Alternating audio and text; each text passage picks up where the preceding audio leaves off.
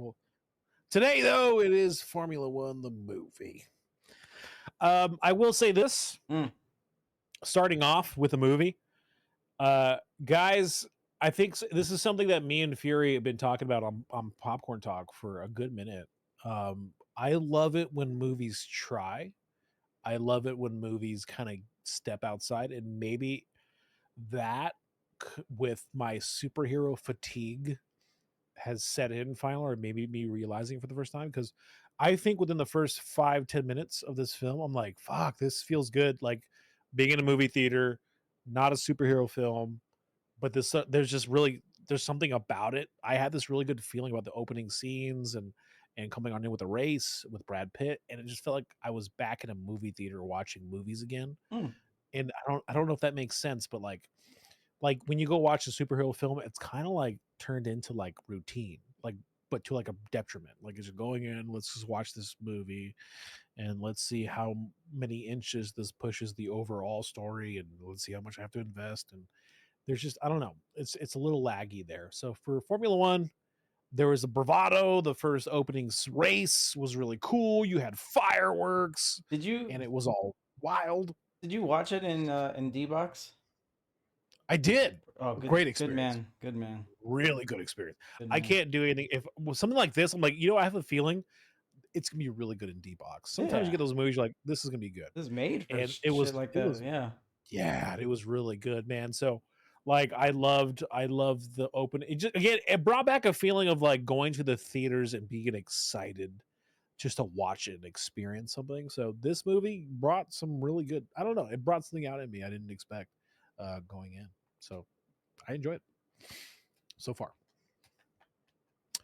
I do have some critiques. It's not perfect. It's definitely not a perfect movie by a long shot. I have some. Yeah. We'll get into it. Synopsis. Veteran Formula One driver Sonny Hayes, Brad Pitt, left the sport after a near-fatal crash decades ago when his former teammate and team owner Ruben Cervantes, Javier Bardem, asked him to return. Sonny reluctantly rejoins the struggling APX GP squad, teaming up with ambitious rookie Joshua Pierce, Damson Idris. As they rise through the ranks, Sonny seeks redemption and mentorship amidst fierce racing and personal demons. Yeah, that was spot on. What were his demons? Actually, no. His car accident. No.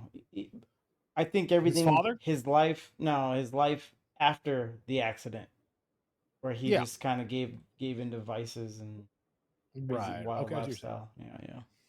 Yeah, he did have a wild lifestyle. Need to get down. And here comes the trailer, the iPhone exclusive trailer. All right, is that what we're fucking doing now? iPhone just getting exclusive trailers. God damn it, dude. Oh, I don't like that. I don't know why I don't like it. I don't like it. Yeah, that's weird, dude. Take issue with it, right? Take issue with it, baby. That should be weird. Am I wrong for thinking that's weird? That's fucking weird. Like, why? I don't know, man. Everything is brands these days. It's so fucking stupid. But check out this different clip from only on Android, and this only one on Mint Mobile, and check out this one on Verizon. Like, it's like, fuck you. Movies are movies, dude. Stop. Like, it's already bloated with fucking just greed and just mean. Right. This is just the extension. Let's go on this trailer. All right. I'm sorry. So you like straight talk? Straight as an arrow. No sugar. Why are you here, Sonny?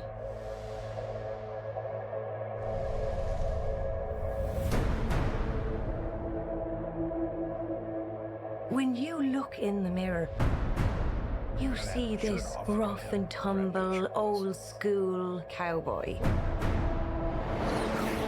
Doesn't take orders, goes his own way, huh?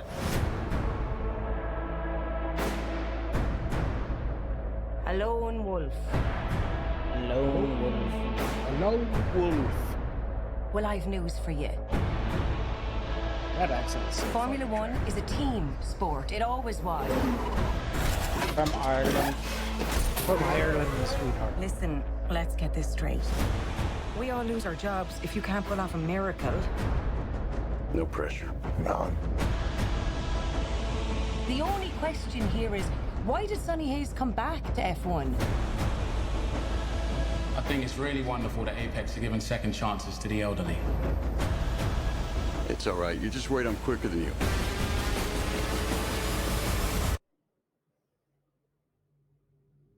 You're making a mistake, thinking that I'm just gonna be some grateful kid who'll bend the knee to an old timer. I never should have pulled you into this. That's the other driver. You say he was old. He not that old. That's a handsome man right there. What's he doing? Plan C. Be ready. Just gotta hope for some lucky breaks. Hope is not a strategy. Anything else, Professor? Drive fast. Ever seen a miracle? Not yet. How do you think I'd feel if you die on the track? 3 laps. 3 laps is a lifetime.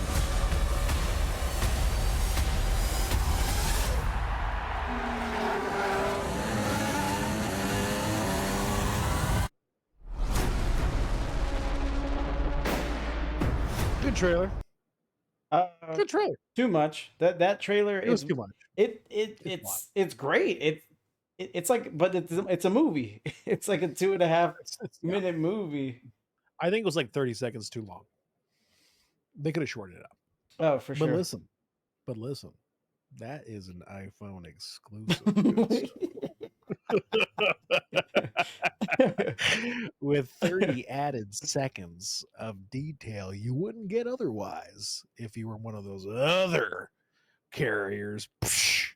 Teletubby says, I thought she had a good Irish accent, so I Googled it. She is Irish. She's also classically theater trained, as she played Ophelia in the Royal Shakespeare's production of Hamlet. Ooh, You know, she does Okay. the voice for Friday in the Avengers. really? Mm-hmm. Oh, she does. And Oh, that's good. and she's the little girl from Unleashed with Jet Li. That's oh shit. Mhm. Oh, She's been busy. that's cool. She's been busy for quite some time. She has. That is really freaking cool. And Kitty's always with the Apple TV. And Silo you know, show you get too. your girl. Yes. Kitty's a brand girl. Dude, she's a brand. She's a brand girl. Silo. She is on the show Silo as well. Yeah, she's from the show Silo. That's a really good show. She's been making a little bit of research. I'm gonna say resurgence. She's been steady. Steady. She's been steady working, dude. Mhm. And then after this one, good. I think it'll only be more. Absolutely more. She killed it. Oh God, Sergo, stop making fetch a thing, dude. It's not gonna be a thing. And I wasn't even gonna acknowledge Can't wait it. to watch JJK after Popcorn Talk. I knew, me too. Is there new JJK, Telly? Is there new? Is it out yet? Or the movie? I think the movie came out, right? In theaters. Let's check that out. It's funny because Nurgle makes fun of me for my Motorola Razr Ultra. Fuck, I hate that phone so much, dude. Is That that a phone smartphone? sucks. Exactly, dude. Is that a smartphone? It's barely a phone. These have my interest. Why you hate it? No, stop. Grow up. Get an iPhone. Be an adult. Oh, it's just Oh, that. God. Oh, you're a brand It's guy. just that. Except when iPhone I'm not gets a their own brand- trailer. I'm not a brand guy. I am Huh? an infinitely better, having a better ecosystem guy. Listen, No, these are what Apple you has like a far this, better Kitty? ecosystem than any other phone carrier or service. That's just a fact. Mhm. It's Yeah, so they even much get so that exclusive every trailers. carrier has offered a version of iPhone. That's what you know they've won. Like, that's just it. I like it. That's it's so silly. It's so silly. What kind of widgets are you gonna download on your Android? Tell me, please. What software you're gonna customize to your phone that make it that much more you? Okay, hold on. that So you're- if I'm understanding you correctly, if iPhone came out with the flip version, you're with that. I wouldn't buy it. I would thrash it. I would thrash it. I would thrash it so hard, dude. I would Okay. stomp on it, dude. I would get Okay. my stomp the yard boots and just Ooh. stomp on it, dude. They Okay. that because that's how much they deserve it. Okay. Okay. I support it. Just on principle. Oh God. Oh, that being said, yeah. Let's see Motorola. Oh man, Hello, we have Moto. we have Android chat. Dude, we Shit. got an Android chat. Hello, Moto. That was the best thing about their fucking phones. It was the commercial. Yeah. That was it.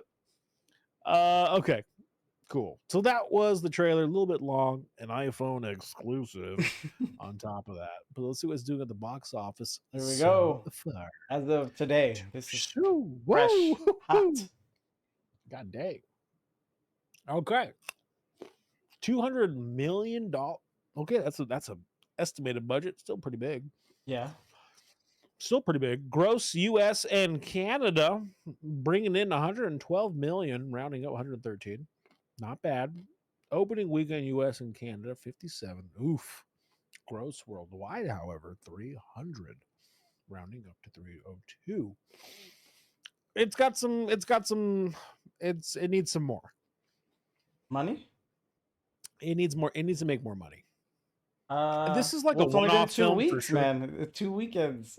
Nah, man, nah, bro. Come on, those are terrible. If I'm a CEO of a fucking Warner Brothers, gotta bump those numbers up, dude. Bump those numbers up. I think it's an Apple movie. If I'm Apple with my new phone, I think gotta it's their, bump those numbers up, dude. first movie that they. If this is my first movie from Apple, I gotta set a standard. That went to theaters. Hence, that's why we get the iPhone And exclusive. So and stupid. this is a good pace. After 2 weekends, You know, for a first movie, that's pretty impressive. Even though I don't care about that. I think this is just a very good pace. in the Yeah, modern no, era. we'll see. And Telly does have a good point. The first 2 weeks are majority for a movie like this. Superhero films, they're gonna see payout throughout the entirety of their lifespan in theaters. I think there's this a lot type of of movie? positive word of mouth going on with this one, though. There should be a great fucking movie. Great fucking movie. Not a lot of competition right now. You know what it is too? It came out at the tail end of How to Train Your Dragon, and there was a couple other movies that came out that were big in the theaters at the moment too. But this one came at the very tail end, right before the Superman, like Jurassic Park. Everyone, Jurassic Park and How to Train Your Dragon kind of had a duked it out at the box office, with this one kind of being overlooked a little bit. And now that people have seen those movies, one of them being incredibly shitty, one of them being really good to the story, you could figure out which one was that. I think And that's maybe Formula One. a lot of competition. I think they're fighting over Sure. the moviegoers that aren't necessarily looking for a good movie, just kind of something fun like a popcorn summer Yeah, blockbuster. that's fair. And in that regard, all these movies would one's be successful. competing. This would be, yeah. Yeah. The fact that the director was of Maverick Top Gun, that definitely was awesome. Like, because you could see a lot of that. Teletubby says also the budget they use often does not include marketing, etc. It's just the budget to actually make the movie. This is the second time I've heard that, but let me just ask ChatGPT. I don't understand why that would be. Like, I know You would think overall it's included in the PR budget. would be Yeah. included. Well, no, I think it But- just can be easily accounted for in the budget because I've been hearing about F1 since fall of last year. You know, Yeah. actually probably even before that. Probably that's been about a I year. didn't. This came out of left field for me. Oh, really? I wasn't paying attention at all to Mm. to Apple making their first movie. Let me see. I do wonder why is that? Why do they not include the PR? Well, I don't know how true that is though. It's weird. So hold on, let me ask ChatGPT. Does the IMDb estimated budget take into account marketing? Today it got it because Sergo, you're a fan of Formula One because you said that earlier. You're a pretty big fan of Formula. I'm sure you were excited for sure. Wow. Yeah. Yes or no? No. No. IMDb's Wow. estimated budget typically refers only to production costs, not marketing. Fuck, dude. These movies are too much. That's so much. That's so much money, dude. It is. That's so much money. Fuck. Jesus. I would guarantee the marketing for a lot of the bigger films are as much as the fucking what it takes for some of these movies, dude. Like Like, a large for- percentage, yeah. Man, and if you're trying to get your movie out on the Super Bowl, fuck, there goes that. Oh yeah, no, that's a Holy good shit, point. dude. Yeah, Dude, which most of them do. Jesus. Dude, Generate more sales. the Secondary Super Bowl marketing to commercials used are by not business. cheap. Well, there's a lot of marketing lead before release where Yeah, but like, you can and put that here's my cost thing. in. If you have to think about it, why? Why are you spending so much money when it's more easier now than ever to market something? I Like, think why spend there's so much? I think there's a sweet spot because what was our biggest complaint with Transformers One? It was Not undersold. enough. Yeah, I saw Yeah, this undersold. guy that just watched Transformers One. Let me see if I can Yeah. find it.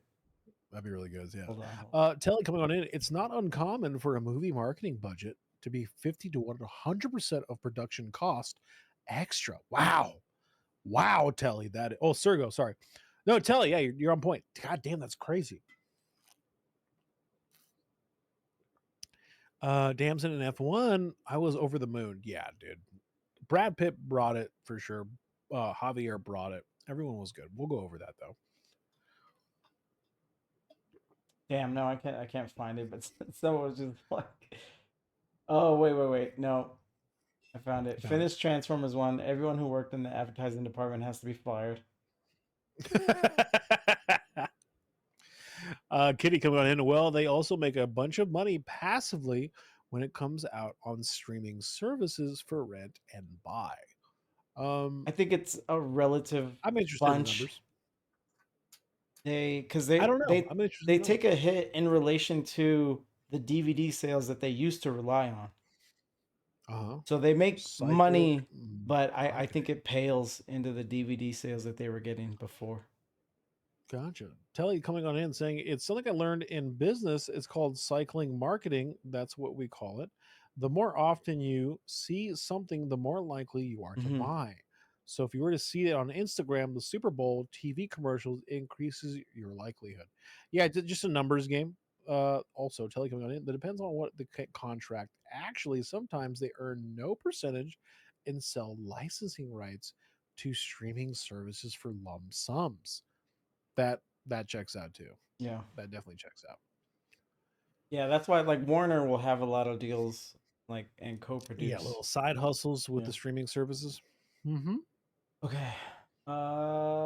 Getting on into it, IMDb 7.9 out of 10. Mm-hmm. That's okay. Near an 8. Near an 8. I'm more near an 8. I'm kind of liking it. I'm not mad at that. Okay. I'm not mad at that score.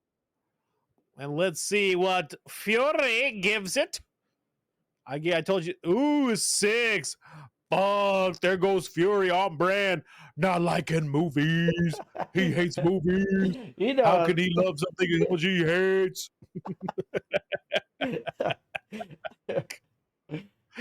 Well, you know what's been happening lately is that I've been explaining to you my stance, and you've been coming around. I've been coming around. You've been coming around. Listen, I can be talked down. My heart of hearts was what, 7.5? 7.5. You're not too far. I'm not far off. You gave it a 9 out of 10. No, it's well, let's see, Sergo. Oh yeah. Let's see with this rating. What Sergo gave it a 9. Let's see the boy. Let's see what the boy left. I'll probably start screenshotting his and then adding it to this deck. Oh, that'd be dope. Yeah, that'd be really cool. It's a bit long, yeah. It is, yeah. All right. Okay, so I'm a big fan of F1, Damson Idris, and of course Brad Pitt. So going into this movie, I knew I would have biased opinion. But even if I ignore that, I think this movie was very good. It represented the Formula One motorsport, but not fully accurately. There were multiple things that would have never happened or allowed in the real world of F1. Also, I wish the drivers would have had some lines or scenes. But it was mostly taken from the season highlights, or they were just there in the background. Amazing action lines were good. Humor was also very good. The cast were great. The characters were great. Racing was amazing. And the driving by both Damson Idris and Brad Pitt were amazing. Also, I'm going to explain every rating and why I gave it that exact point below. He has it a 9. Acting 1. Okay.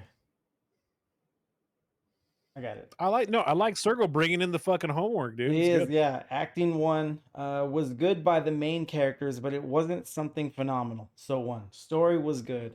Being basically down to earth about F1 and nothing too crazy outside of the big car crash from Damson's character Joshua.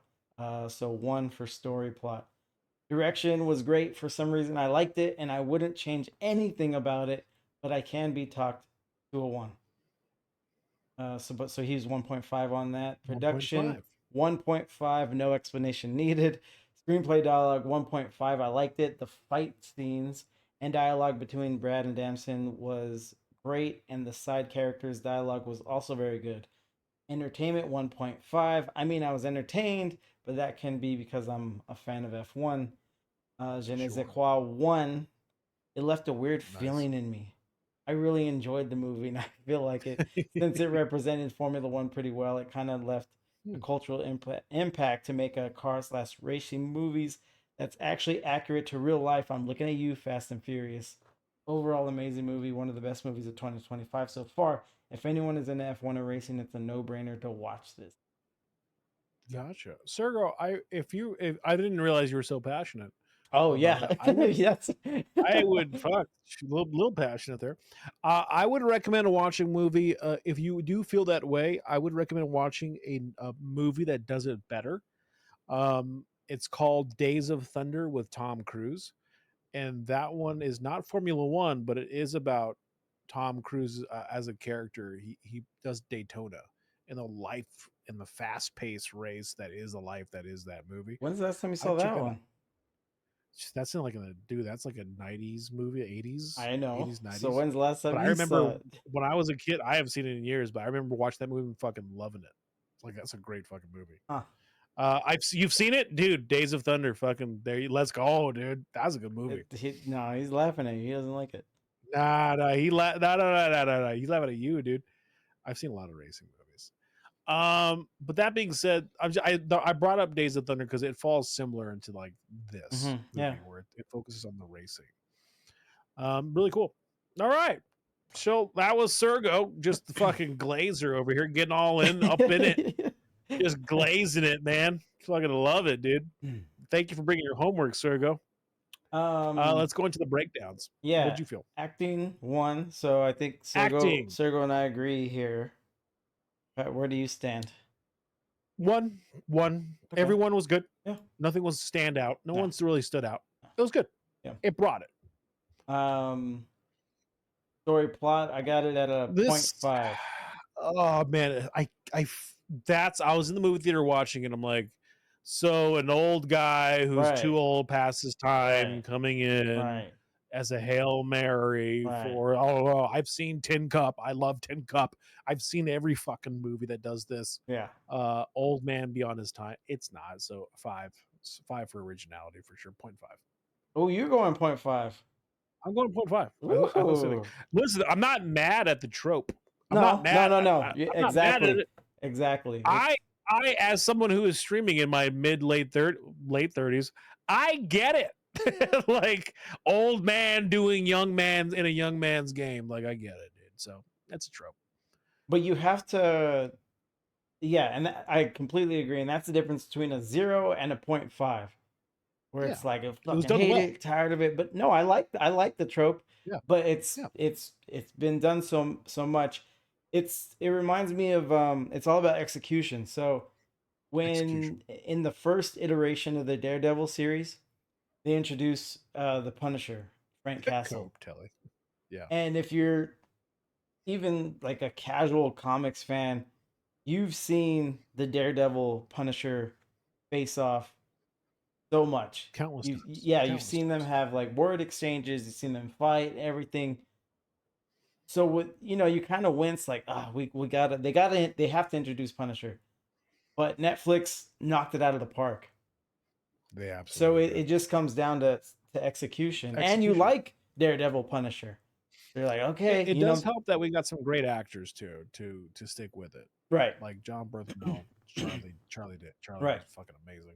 So it's what about Froggy? Froggy get another day. It's like, what about Froggy another day? Come on, Red. God That's a good. That's a good impression. It's good. Yeah, it's pretty Shit, that's good. my first I'm attempt not. at John there. Fuck Yeah, I'm not. I'm not sure if you can like have a whole monologue doing his voice, but that Oh, I nice. can do it. Yeah, that nice little phrase is good. Didn't know I Okay. had that one in the tuck either. No, wait.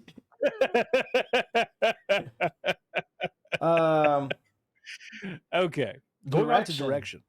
Fuck, dude. 1.5. I have to agree, dude. Direction was crisp, from frame to frame, shot to shot. It moved. It didn't feel too long. It lingered where I wanted it to. The shots were great. The pace was really good. You were never. The You were never taken out of the action ever.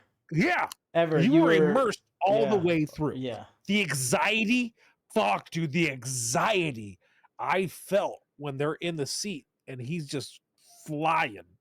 I felt that anxiety. I felt I that might like, have got oh my some god, that some anxious. moments like a tinge here and there for anxiety. I knew it was gonna work out for them the whole time. It wasn't They that. It's didn't just do the speed. What the scene. All right, so like when the camera catches the speed and the breakneck pace of the cars turning those corners, and the communication, the shot for shots going back to like the pit crew, back to the drivers. Yeah. It was intentionally created to spur up some anxiety. No, you know? right, And right. it, But I for me, think was I'm good. done falling for that though.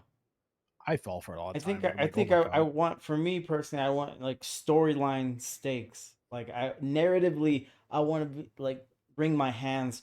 Whereas Right. like since they started with movies like in the early 1900s to now, they've reduced the seconds per shot Mhm. dramatically. We're averaging Yeah, like 2 to 4, sometimes 6 seconds. Nolan is a psycho for with sure. that shit. Dude, Like no, he'll Nolan's go fucking like 2 great. seconds at a time, and it works. It's effective, but I don't know. I think I'm just kind of done. I'm just kind of over it because it doesn't take too much to just shoot a lot of coverage and then just cycle through all these Yeah. different But angles. like, I agree. I agree.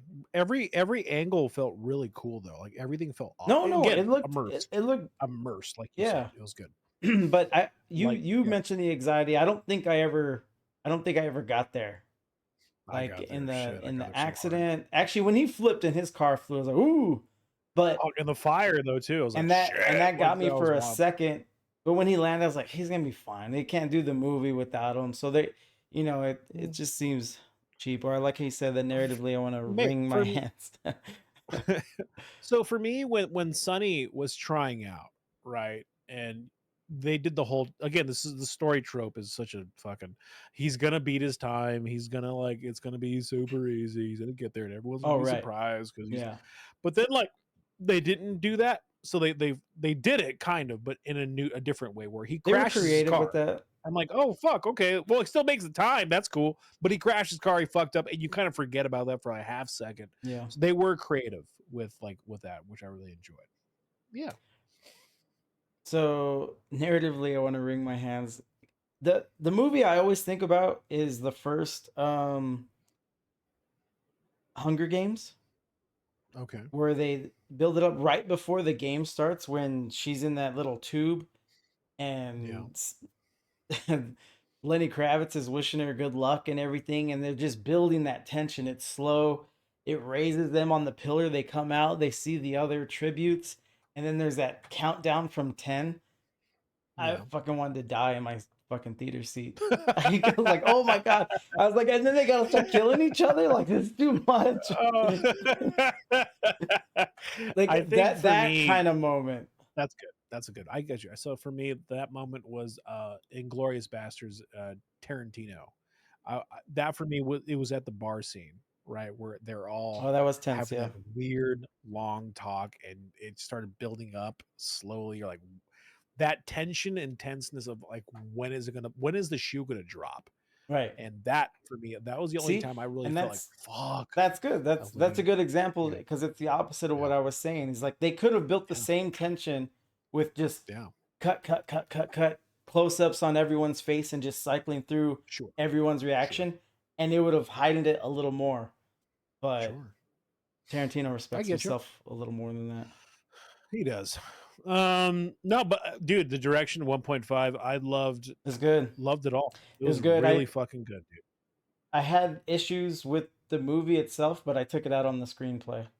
But I'm gonna be on the same boat with you on that one. Overall, same boat. which I could have easily lumped in direction, but it was just it was an accomplishment, a directorial Sure. accomplishment. Production 1.5. What did 1.5, Sergo say? dude? Doesn't need an explanation. 1.5. Doesn't need it, dude. Holy shit! Like the venues, Perfect. the pit, Very good. the cars, like, dude, the machinery down to the littlest minute detail. Everything felt everything felt so foreign to me, but I was so intrigued because this felt real. Like all of it was just very placed. I was 1.5. It's an extension of good. it's an extension of what we liked about the direction so much. Is just Yeah. very immersive, well done, pitch perfect. Pitch perfect. Got man. it. Pitch Yeah. perfect. Everything felt like these were processed. If you were a Formula One fan, if you enjoyed racing, I felt personally there was going to be a lot of nods, a lot of things that you saw that you're like, that's exactly what that's in the crew. It just felt real. It felt real. Like that was awesome. Fury, when you next going to the cinema? Thursday. It's for Superman. Thursday for I'm Superman, excited. man. You know what I'm hoping now? I'm getting kind of spoiled again because we had some luck with good movies. I want to see a movie that I want to see again in theaters. Fuck, want that's that a to come tall back. order, dude. It That's is a fucking tall order. I think dude. Superman can do it. I'm excited if it's What movie did I see multiple times? What's the last movie you saw multiple times in theaters? Avengers was a lot. Avengers for sure, no brainer. Endgame for sure. Each Avengers I saw like a handful of times, like 6 and 7 times each in theaters. That's fair because that's like a spectacle. It was, definitely and I kept going. I think Infinity War I saw twice on opening night. Same. I Back to saw back. it like at 10 p.m. or something, and I was just Yeah. loved it so much. And then I went to the next Right. town over and saw their midnight showing. Nice. Yeah, I was just so hyped about it. I don't think there's been anything since then. I think for me, so for the movies like that, I know I'm going to go see multiple times. Those epic films like that, right? I think for me, it was the not knowing I was going to watch it multiple times. It was definitely The Dark Knight Batman. I knew I was going to watch it once, and this was when everyone was kind of like, we don't know if Heath Ledger's going to pull it off because everyone was put off on Heath. I went to see it, blown away. I was like, "Oh my god, this is incredible! I have to buy another ticket. I gotta watch it again." And I did. I think that was the only time where I'm like, "Fuck, I didn't expect to watch that movie again." Shit, and I bought a ticket immediately. So I haven't really had a need outside of that. Like, I feel like movies like Infinity War, Endgame, you're gonna watch those because there's so much to take in. There's no way you can watch it one time. Well, what I forgot to so- say was that I was watching them in such quick succession that I was getting different audience reactions to different That's the scenes, best. which was super fun. Super fun. Yeah. When Captain America picks up the hammer, everyone just fucking loses it. Dude. Oh. Loses it. And then you couldn't even hear, you didn't even know that Thor said, "I knew it," because everyone was screaming at the top of their fucking lungs. No, You didn't hear it. little... You didn't hear him say that, dude. Yeah. You just see Thanos kick him, and that was it. I was like, fuck, that was incredible. Dude. You know, another big So, scene in yeah. Endgame where Scarlet Witch Yeah. approaches Thanos, like, "You took everything Yeah. from me." And he's like, "I don't even know who I don't you even know are." who you are. And the theater erupts, but they missed Scarlet Witch, like, "You will." which is such a Oh, fucking fuck. line. That's so hard, dude. That's such a hardcore line. As I squeeze the very armor that you're wearing on your Yo, body, she like, was fuck, you will. she was giving him the Fuck, business. dude. Kitty, That's really good. That's really good. Kitty A saw lot of Star good fucking Trek 2009 in theaters 7 times. I That's- saw. Go ahead. Fuck. That's a lot of times, Fuck. dude. That's a lot of times. I saw the second one, Into Darkness, 3 Mm. times in theaters, twice in one day. I saw like a matinee with my parents or something, and then I saw the first one a couple later that times. day, Class Act wanted to go, and I just went with him again. That one I loved a lot. Star Trek with Chris Pine, great movies. But in England, if you scream in a theater, everyone will look at you. Usually, I'm the looker, but I think Nah, all dude, was you couldn't. forgiven There's no during those fucking way. movies. You couldn't, dude. You couldn't get away. It was hysteria by mass in fucking the Infinity But War, welcomed, and welcome, like it welcome, appropriate for the encouraged. moments. It's not those youths who scream and throw popcorn over fucking Jack Black's Yeah, chicken chicken jockey. we're talking about and here's the thing, we're talking about like over It's genuine, fandom. genuine a genuine fandom moments. of over 50 years of built up just tension and most likely male virginity over wanting to see the big screen in a big way, the cinematic experience. Like, I remember the last big event for me, hit me so hard, was Civil War in the comic books. And the comic books were hundreds of tie-ins. It was incredible. And in issue number 5 out of the 7 issue spread of Civil War, there was a 2-page comic spread of the panels, right? Where it was just literally just a full-on every single hero and villain you can think of going at it, right? And seeing that scale in Endgame in such a huge way, where Captain America fucking picks up his broken fucking shield and very much on brand, he straps that shit down to just fucking tourniquet his wound, and he just gets up and faces down a fucking army. That's what Captain America would do. He doesn't care about the odds. He can do it all day. And then you just hear it in the height of it all, you completely forget that they brought back everybody. And in that moment, you just hear Sam Wilson go, "On your left," and you're like, "Oh my God, I fucking forgot they're back too." And the entirety comes on and everyone's going after it. I was literally in tears in the theater about how emotional I was. I'm like, "Oh my God, this is all I've ever wanted from the first time I've read comics, dude. Like, this is incredible." And then we get Ironheart, and I'm just so sad. I'm like, did we ask for too much? We asked, we didn't ask, should we? We just did it. And that's the worst. But anyway, that's neither here or there. That's the last time I felt like something. But Formula One gave me a new feeling. It was like, I'm excited to go to the theaters, and it's not superhero films.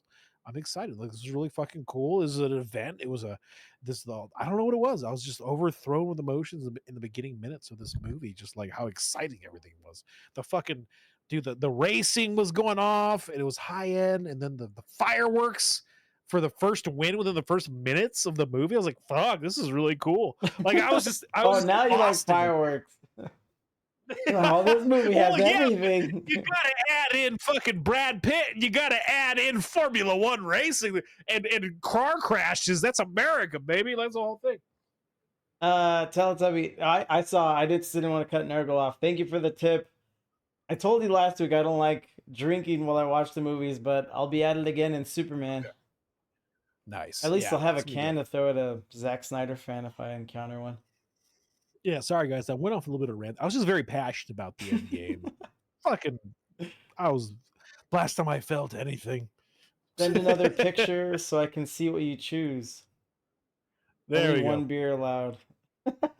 Well, usually I'll have like a cocktail or two before the movie, but then I cut it off. I use the restroom, and then I just go water to not be dry for the popcorn that I consume. That's fair. Yeah. Yeah, I'll eat all This the is the popcorn. beginning of a tradition. Well, I think we're gonna run Nice. out of summer movies, but We here will. for it.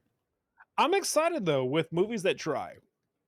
Yeah. Yeah. I Yeah. feel like we as a community, we as a society are getting burnt out.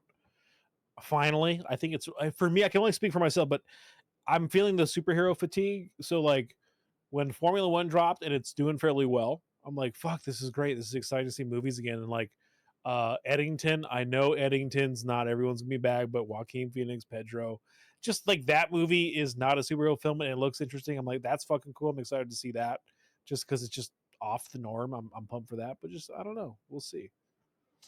I think the only time I got real fatigue was like the late 2000s. I was tired of cops and robbers and crime movies. That's fair too. I There's didn't gonna be even I didn't days. even see The Town. a lot. I didn't even see The I Town because I was so yeah. burnt out. And then I went back to I was like, oh, this is good. This is- so I don't know. I don't really believe in fatigue. I believe in like good movies. good movies, good but like quality a new fresh angle. And that like that's what Thunderbolts Right. was. That's fair. A fresh angle. Yeah. We take fresh angle all because right. you can only reinvent the wheel so much. Going into screenplay dialogue, you gave it a 0.5. Yes. I'm thinking because I'm just Well, here, while you think, I'll yeah. talk about my issues. It's a 0.5. I say it all the time. This one was long. Too long for its own good. And usually I just kind of make that complaint and then I try to like put my screenwriting hat on and like, fuck, I don't know what I changed. Except this one, I know exactly what I would change and how I would do it. I would scrap the love story between Brad Pitt and the chick. Not only did it extend the runtime, but it undermined obvious. both of their characters. Absolutely. Like when we first get introduced to that chick, she's a hard-nosed, independent, strong woman who knows her shit. Who's earned her spot and wants to prove it. And wants more. Like she's not done. Yeah. I like that angle. I wanted to root for her. I wanted to follow her, see what she does. And then Brad Pitt, for him, I wanted him to be done with the riffraff and the BS. You know, I guess it kind of plays into his wild nature and everything. Sure. But so like they start hooking up and we're just dedicating precious screen time to this, and it's like and I think it's a Jerry Bruckheimer thing where he's so old school. He's like, no, you need to have a love story, a love interest, where it's like if it works and it fits, then yeah, but then you just have too much going on. You know what's funny about that? You bring up a really interesting point. During the scene where they first have that beer, right, where they're getting to know each other. That's the scene I would have rewrote. She says, I'm married. That for me, I was like, oh, thank God. For me, I was relieved. Like, okay, we're not going to do a love story. This is great. So like, we're going to cut it right there, and we shouldn't go any further outside of a professional setting between the two, and that's fucking dope. I'm excited to because again, I felt the same way. I did my eye roll the moment Brad Pitt gave her eyes. I'm like, here goes a love interest. Oh no, I knew it from the trailer. I was ready for it. But then when they were at the breakfast table and they were talking and she just shut it down. He's like, listen, I'm married. I'm like, oh, fucking cool. This is great. But then I rolled my eyes so fucking hard when he meets her late night working on a new design. And she's like, and that's how I got he became my ex-husband. And I'm like, fuck, dude, fuck. Like, he's back in, dude. This sucks. Like, this is stupid. Like, she's earned her spot, dude. So I took some qualm with that as well. So I'm in the same camp as you. I'm in the same camp. Yeah. So I would have extended that meeting where he takes her for a beer, and that it ends well. And I probably still would have had it end that way, but that could have been the exposition where he explains a little bit of his past. She does the same. Right. And he later on, well, he alludes to what drives him these days. And then fast forward, when they play poker, I would have kept all that. Obviously, instead of them leaving the club and hooking up, that's where he gives a truncated version of that awful monologue he had on the balcony of the It was hotel. yeah, that was real bad. That's where he gives a truncated version to her, explaining how he drives to be free, and he's been chasing that feeling for his entire racing career. Put that in because it is, it belongs. Just it belongs. not sandwiched in the middle of the corniest fucking monologue. Just make I've sure heard you in quite drive some- fast back to me. Just like, oh God, dude. Jesus. Just go to Baja already, dude. Like, good Lord. And then the last thing, screenplay dialogue. There were some corny moments that was a were lot of made corny to moments. make Brad Pitt look so cool and fucking. Oh Yeah. yeah. What any Yeah. other advice? Drive fast. I was like, okay, dude. But those are those are the things like if everything else in the movie is clicking, then we'll still have good things to say about it when it's all said and done. Yeah. But if it's just I'm an like old one thing salty after dog, and I've another, been racing, and we're gonna do combat. Chaos C, plan C for chaos. Like, all right, dude, calm down. all right, Like, dude. fucking race it up, dude. So So, like, for me, other issues I had personally was the Well, do you have younger a score driver yet? dynamic. For that, it's 0.5. Okay. So for me, it's the driver dynamic. Like between the kid, Could have been more. it could have been done better. There could have Way been better. more. Like the trailer that we saw was like, oh fuck, I want to see those two go Yeah. at it. They never really They get go there. at it. He was a shitter. I didn't like the kid. He was annoying as fuck. He was arrogant. And I guess that's what good acting because he nailed it. But then like he did a complete 180 and then like he got into that accident and then he did a couple and then he let his insecurities overtake him for that quick 20 minutes and then they got right back into it. I just felt like it was I don't know, I didn't like it. It just felt weird. It felt Oh, off. is he the Snowfall guy? Is that where he's from? I gotta circle Good back actor. and watch the first Really season good at actor. least. No, he's a great actor, man. But I just And- feel like No, the yeah. montage training the clip, take characters. that shit out. The characters I wanted to see Yeah. them Yes. have more. Yes. Yeah, they're Yeah. fun. The screenplay of the kid getting nursing back and getting back into the swing of things, it just felt like a Timu Rocky training montage. I'm like, this is an afterthought. If that. And the mom Yeah. stuff, I was like, blah, blah, blah. No. But Mama, I was the one that did it. Sonny was the one that told me not to. That's not his voice, but still you get it. But Entertainment. One. Entertained thoroughly, dude. But Which, again, had it I'm not trying to been- shit on too hard. It was fun.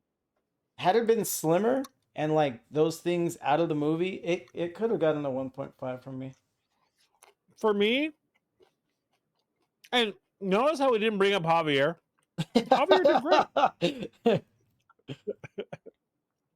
Javier was good. I knew again the plot was rough because everything was super predictable. Everything was safe for the most part. For the most Like part. when Javier introduced the other guy who was an investor, he's like, "I'm really up for you." I'm like, "That's the fucking bad guy." If I've ever seen a bad that one guy I didn't see hairline, coming. That was I saw that a good a one. mile. I know bad guys. I saw that fucking hairline. I'm like, "That's a bad dude. Don't trust that guy." No, And sure as shit enough, initially I thought they introduced him just as like a like a throwaway. no not insult to injury for Javier Bardem because he's like, I know racing and these are the kind of people that are putting me under pressure. Is like Right. these pencil neck I- dudes that don't know the first thing, they just know money. This and that. I thought that's what it was for. I didn't just see got the feeling the villain immediately. angle. I saw the villain. I just got that villain angle feeling, and then when the documents were released, this has come from internal. I'm like, it's that fucking dude. That's the fucking guy. And then sure shit enough, I'm like, fuck yeah, dude. My nose I fucking thought- plays, I man. no, when they came internally, I thought it might have been the team principal. No, the team principal Because was too about it. He did a 180 so fast. Sergo, on his yeah, and it was fucking ridiculous. Sergo will probably was agree really with me on this. They shit on the team principal, and it Hard. made no sense. Hard. Like real F1, It made 0 sense. it has to 0 be sense, like Iron considering Fist. He's the guy. Right. Like He's the Yeah, he's the end all be all. right. They portrayed him weak to build up our main characters, but it was weird to see. But yeah, the principal, like I felt like again, it didn't make sense in the plot. Because listen, the one guy who's the principal won 5 fucking championships. One guy who's been driving for too long, who was like this up and comer, 0. So at the very least, baseline shallow look at it, like you're not going to take one guy's word or the other. It makes no sense. Principals get shitted on Oh, all the really? time. No. But I don't know, man. I don't do they get undermined They by their should. drivers that much? Do they lay Shit. down like You know what? you get rid Yeah, of I believe it. drivers? I think they do, dude. I'm gonna be honest. Like, look, drivers are the celebrities, dude. Drivers are the rock stars. The principal's like a director who's not made it yet. That's how I view like a principal and like racers. I believe they do hissy fits. I believe that with all my heart. No, I believe hissy Well, then, fits. yeah, principal's But nothing. when they're having all the meetings and they're all just looking at Brad Pitt like, what's our real strategy? It's like, Yeah, that's fair. it seems fucking stupid. But he can't. For me, I didn't have the problem with that. I had the problem with him turning around so fast. Like he literally went 180. He laid the within fuck minutes. down. I'm like, fuck. He laid belly up so fast. You got anything for Je ne sais quoi? It was a 0 for me. It was under. It was under the radar. It's a great fucking movie. And if it's on, am I gonna watch it at any point in time? No. If it's on, no, it was good. Oh, I Je ne might. sais quoi. It's not like movies we talked about before not where they're special. like must sit down, but it's something I would like having on in the background. It depends if it depends on the scene and what part of the act 3 was really weak for me. If it's on during act 3, I'm not gonna walk right past it. Like act 1 and 2, I'll sit down. I'll watch that shit. But Je ne sais quoi, in comparison to other movies that have the Je ne sais quoi, I would say this falls just a little short. A little, yeah. A 0 feels appropriate. It feels It's- appropriate considering. It came out at a good time where people are having to fall back in love with going to the Yeah. theater and cinema and everything. So that's where it would have had an edge, but I'm not ready. Maybe sometimes when this is we're just starting to review movies that are new releases, but Yeah. sometimes with the older titles that we were doing, the Je ne sais quoi would be in hindsight, in like retrospect. that's It's fair. like, oh, that movie went on to do this and that and set the stage for all this other stuff. Yeah. So, who knows if it's one of those situations. I don't think so because of how safe the plot was. That's it. I think how safe had the plot been. Honestly, had the screenplay been written better, just better, I think there would be a Je ne sais quoi because the production was insane, the directing was fantastic, the acting was good enough for what it was. We don't look at Rocky 4 and be like they had the best acting ever. No, that's not why it's a special movie. Like in a lot of people's top 10s, like it just had a better screenplay dialogue. I think it could have had a Je ne sais quoi. And I would have it held been up long term. Yeah, It I could would have have. easily held up long term. I would have been excited. Too safe. Too All right. safe. So since they're coming out in theaters and we don't have awards anymore to look at, Yeah. I have a new segment. Okay, here we go. New It's, segment. top 3 comments from Letterboxd. Okay, I like that. Here we go. Letterbox, baby, bringing in some legitimacy. I like Letterbox. So this guy says, "Radio box, Brad Pitt. What's in the box?" So stupid. Second comment, me watching an actual F1 race. Oh man, this shit is so boring. Me watching this movie. This is absolute cinema.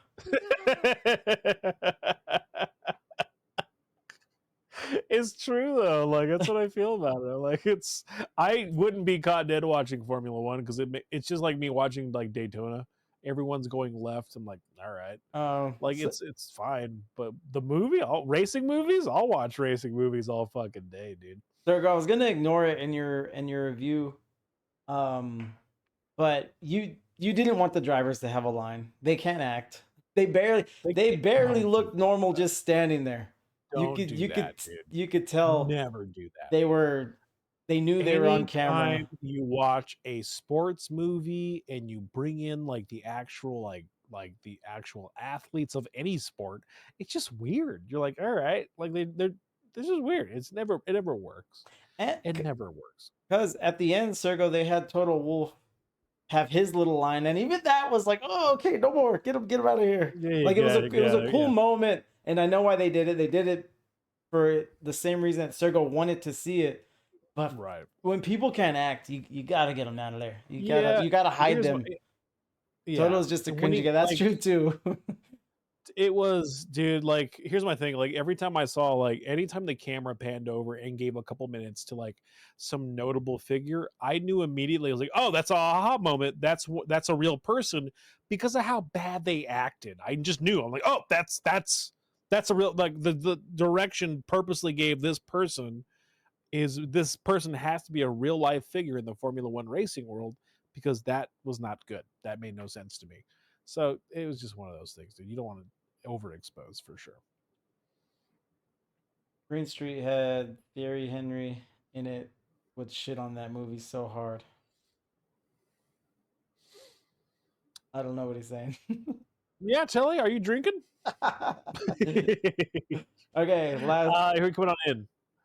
Did you know George Russell's face was when they gave the award to the principal? The drivers can't act. Yeah, they can, dude.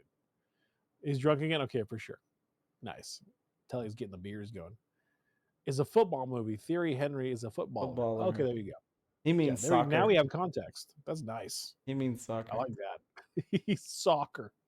Actually, I haven't been drinking. Nah. All right, last letterbox comment. Here we go. 85% of the movie, Hans Zimmer's very own Challenger score blaring over the most exhilarating race car footage ever captured. 10% of the movie, Brad Pitt. You kids and your damn phones, you just gotta drive, man. Damson, you just shut it, bruv. You're old. 5% of the movie, Carrie Condon bats her eyelashes. Is this movie formulaic? Yes. But is the thrills and exhilaration of Formula One in a bottle? Also, yes. There you go. Fuck yeah, get it, dude. That's 100%. I agree. Fuck yeah. We might do a It was. full-on transition to Letterboxd reviews. Just Sure. because with the character count or the word count with IMDb, It's not they're tough. right. Yeah. They're tough, I'd imagine. Yeah, so everyone I just kind of really- throws it out there. I like it. It's formulaic. It's formulaic, but it's Mhm. really cool nonetheless. Mhm. I enjoyed it. Shut it, bro. Shut it, bruv. Shut it, bruv. Yeah, 100%. That's spot on. That's exactly what this movie was. You could do fewer IMDb reviews and add this one. Yeah, well, I'll see. We'll see. We'll figure it out. Yeah. We'll figure it out. We good. And now reviews. Reviews. You know how we do it here, guys. A hater, a glazer, an everyday man. Wait, Nurgle sounds awful too. You guys doing English accents makes me want to pull out my vocal cords. Fuck, I said one word. He said one word, dude. He said one word, bro. You know where people get me when someone has a legitimate English accent on a TV Yeah. show or movie, and people know Yeah. what region they're from. Like, oh shit, I'll never That's get fucking there. next level, dude. That's next level. Damn, both Nurgle, you suck at it. suck That's too, fair. man. That's fair. I accept it. You're our I can only do so many accents, man. well, I was about to say you're our Listen, resident Telly, impressionist. give me a accent week, dude. guy. Give me a week. I'll nail that shit down so hard. Matter of fact, don't not only give me a week, give me a region within Europe. I'll fucking nail that Ooh. accent down. Give me a region. Oh yeah, type it right now. Next week you got it? I gotta give nail it. Come Nail on. it, dude. East Nail it. London. East London, done. Consider it fucking done, dude. But Teletubby, if he nails it, you got to be honest. We tell the truth. You gotta be here. honest. Except you gotta be except me, honest, I'm too. never wrong.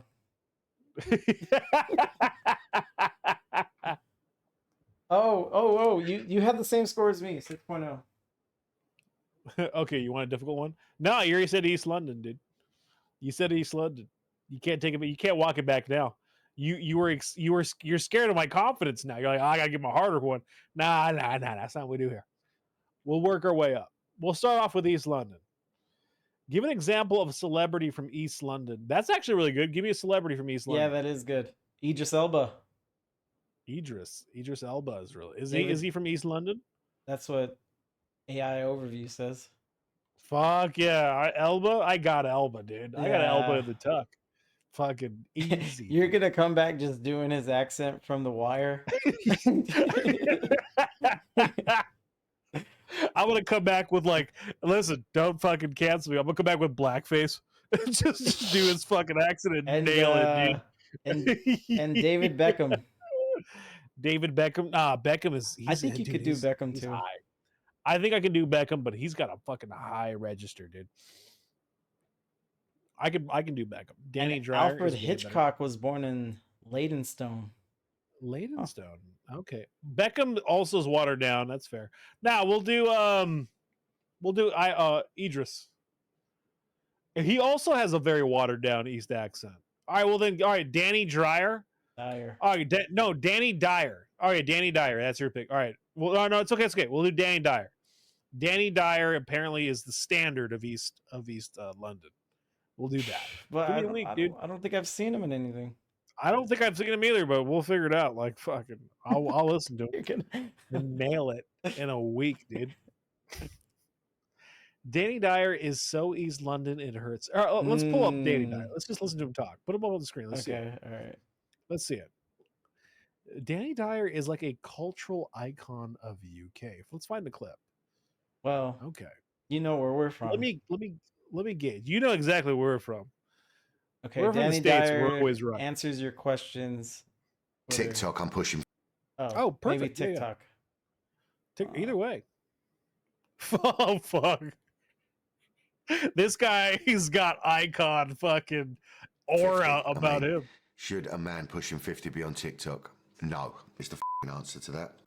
Hey GQ, I'm Danny Dyer and I'm going undercover on the internet. You can do that. Undercover. You might be able to do it when we're done watching this.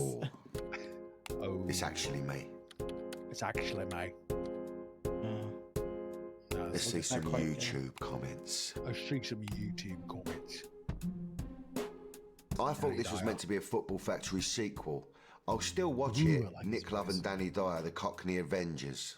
I'll take that. Cockney So this is in Avengers. reference to Marching Powder, a film I've got coming out. This is mine and Nick Love's 5th film. People want the Football Factory sequel, of course they do, but we don't want to make the same film. It's a love story, which will be very surprising to a lot of our goes high with fans, his because I know they just want to see me running around headbutting people, sniffing gear and saying cunt every other sentence. There's a bit of that in there, I'm not going to lie, but I really hope people get it on some level. Danny Dyer and David Tennant. I wonder who Danny's fave team up Ooh, is he with. opens up his mouth Oh, when I he does see. it. So this is in reference to Rivals, which is obviously took over. Now all of a sudden I'm Robert De Niro. All I did was grow a moustache and put a fucking wig on. But now I'm the best actor Britain's ever produced. I think one of the headlines was the biggest plot twist about Rivals is that Danny Dyer can act. Cheers. It's fucking. I love his bravado, dude. Mhm. That's really good. He did I make me love want to that. watch one of his movies. I'm the better. He's the best British actor. Ozzy's comes ever from serious drug abuse. I can get that. I can nail that accent.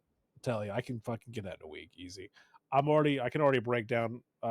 He's got a drawl in his jaw, so when he speaks, he doesn't like enunciate complete. Well, that's just the accent. East London. Apparently, East London doesn't enunciate a lot. They just kind of roll their words.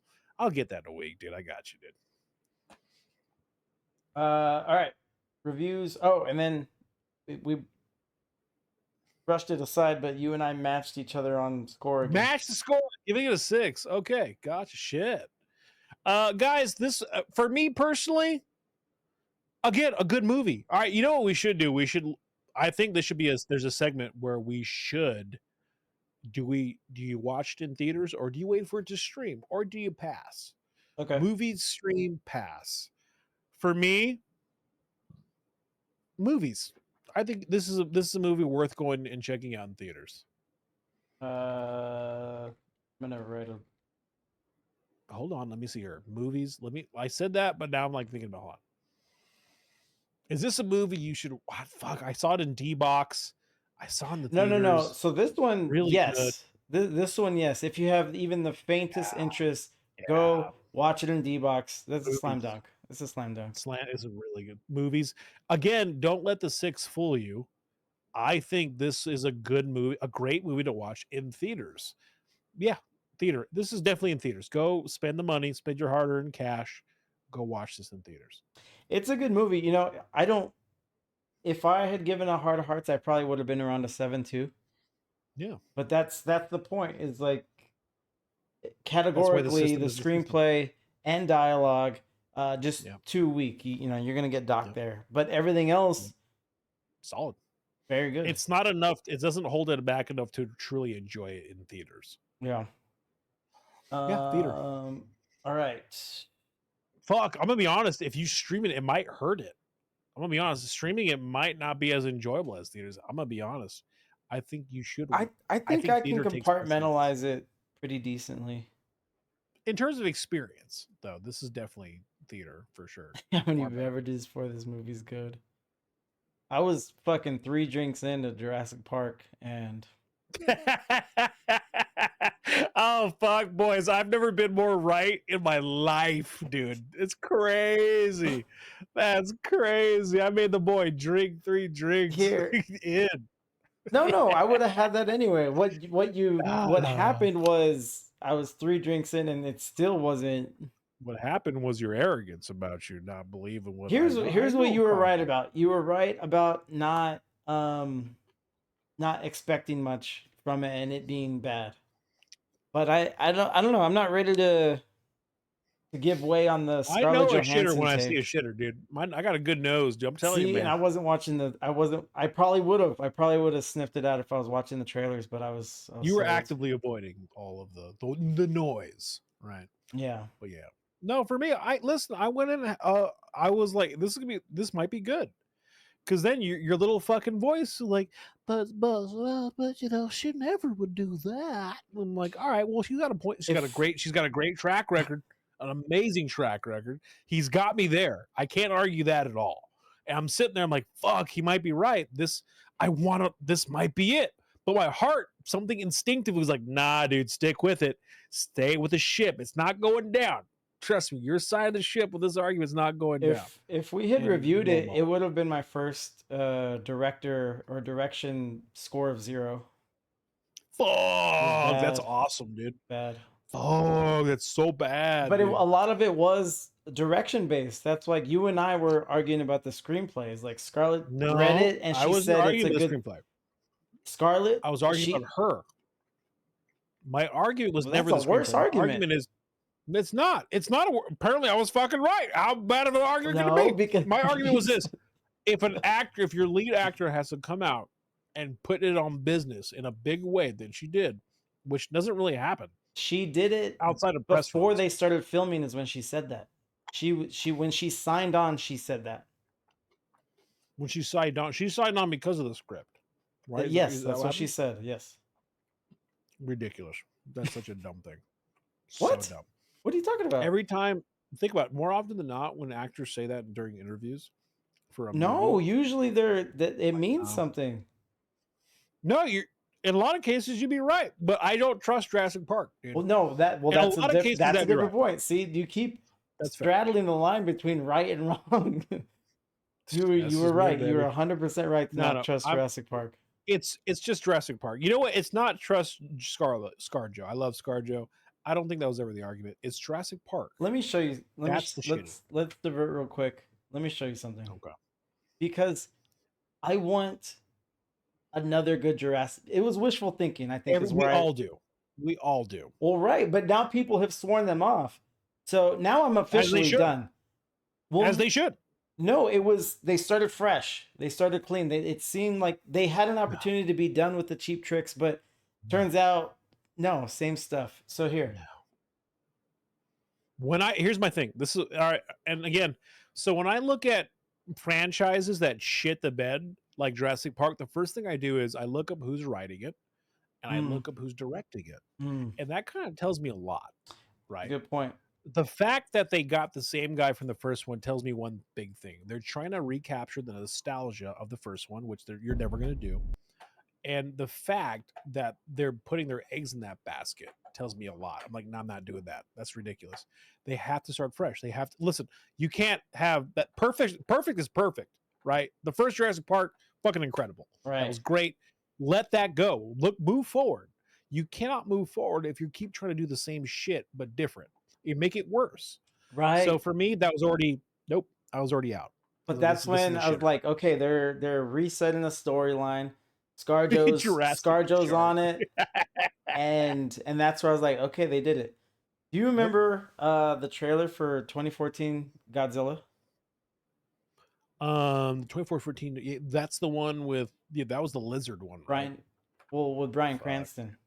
Bryan Cranston, yeah. All right, let me. I don't remember it.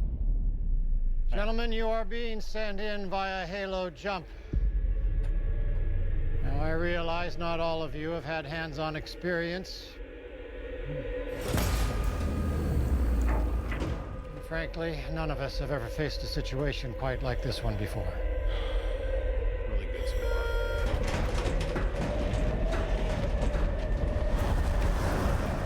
But I would not be asking any one of you to take this leap if I did not have complete faith in your ability to succeed. So fucking. Isn't it? It's Your so courage fucking will never be more needed than it is today.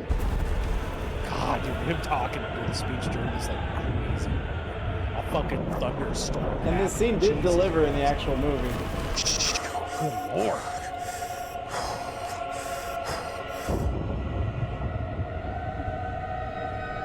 Fuck, that's great. What the fuck's going on? What's happening? What a name. It is mass creating anxiety there. Fuck. And then you see it. You're like, fuck, this is Godzilla, dude. What the fuck? Yeah. Like, oh, Like, dude. So like Cranston. Yep.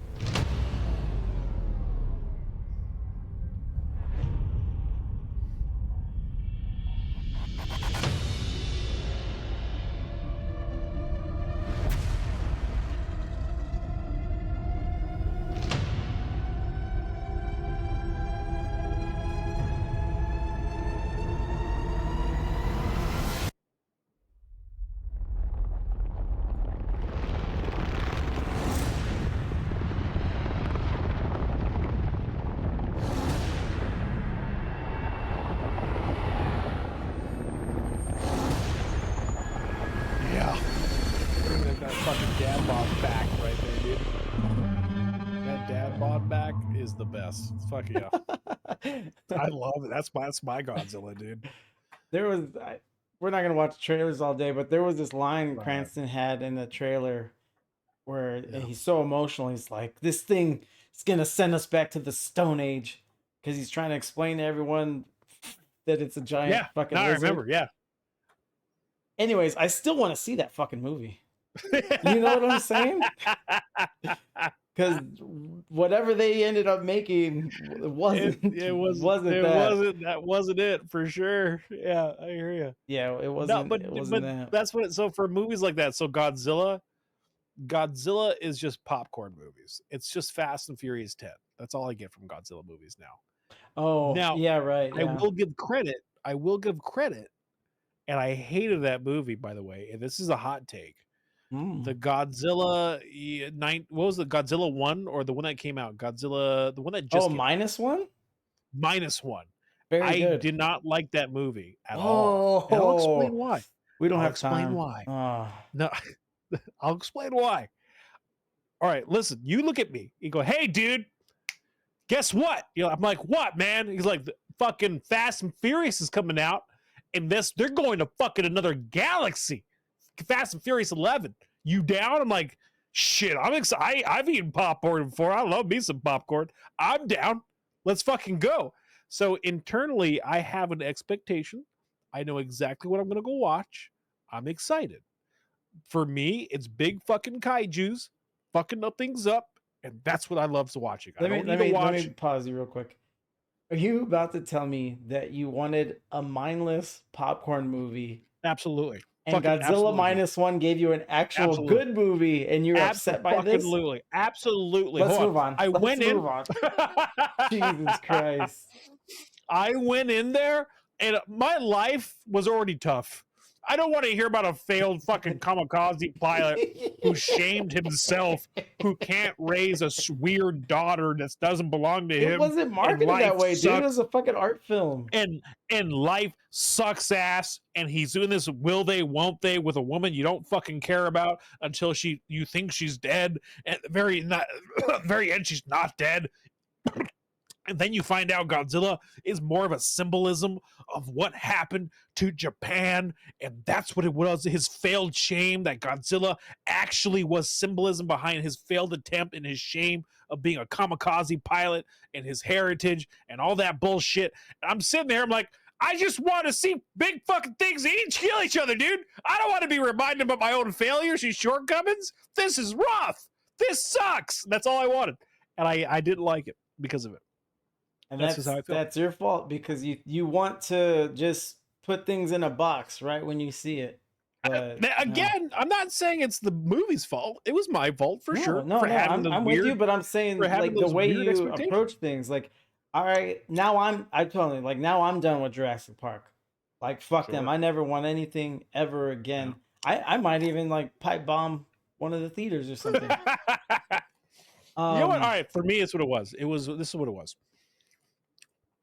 I was sold on The Rock versus Hulk Hogan. I was sold on The Rock versus Hulk Hogan. And then I walk in and I watch Mickey Rourke's The Wrestler. And that shit was just heavy, dude. It was too much. I couldn't do it. I'm like, I just wanted to see someone get big booted, dude. Like, fuck, this is rough. But you have a different story. It's not like you didn't like the movie. I respect the movie. I know it's artsy. Identify too well with the failed kamikaze pilots. I did. It was too close, dude. It was too close. I was hot off. I was hot off of being let go from the tattoo job. I failed at that to some degree, even though not really. But I was feeling it. It was shame. No, there was you hurt. clearly were, yeah. And I was hurt. And you know what? Better. You know how you heal your hurt a little bit? By distracting yourself with some simple escapism of giant fucking kaijus going after it, man. I'm like, you know what? That has never let me down. I grew up watching a Saturday morning fucking Mothra duking it out with a dude dressed in a Godzilla costume with really poor production. I'll watch that because that's nice. That's comfort right there. And then I get that. I'm like, fuck, this sucks, dude. This is not good. That's it. That's all it was. You know what movie I did get though? Kong versus Godzilla. I'm like, that's the fucking movie I'm excited for. And I fucking loved it. When Kong had a fucking big ass axe and he's just wrecking shit. I'm like, yeah, fuck yeah, dude. I'm such a failure. I completely forgot. This is great. And then I'm all for that. Now, give me that is all I'm saying. Like I just too much. There's too much. I couldn't do it. I just saw it this week or last week. The director for Godzilla -1 met Steven Spielberg, and Spielberg didn't know who he was. And he found out he directed Godzilla -1. He's like, oh my God, I saw that movie 3 times. What a fucking asshole. Spielberg, no you didn't, you dick face. Oh, you did not. Dude, that movie is very good, man. I don't doubt it. Here, if things are going right for you now, go watch that movie again. I can't do it, dude. He's sitting there, he's taking care of a girl from like the destruction of the bombing and all that. And it's just sitting there and everyone... something that way doesn't make it a bad storyline. It's not, but it's just too bummer, dude. It's just too much of a bummer, dude.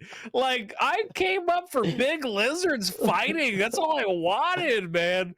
Like, I can't. I just can't do it. I can't watch that movie. It's too much. It's too heavy, man. It's too much.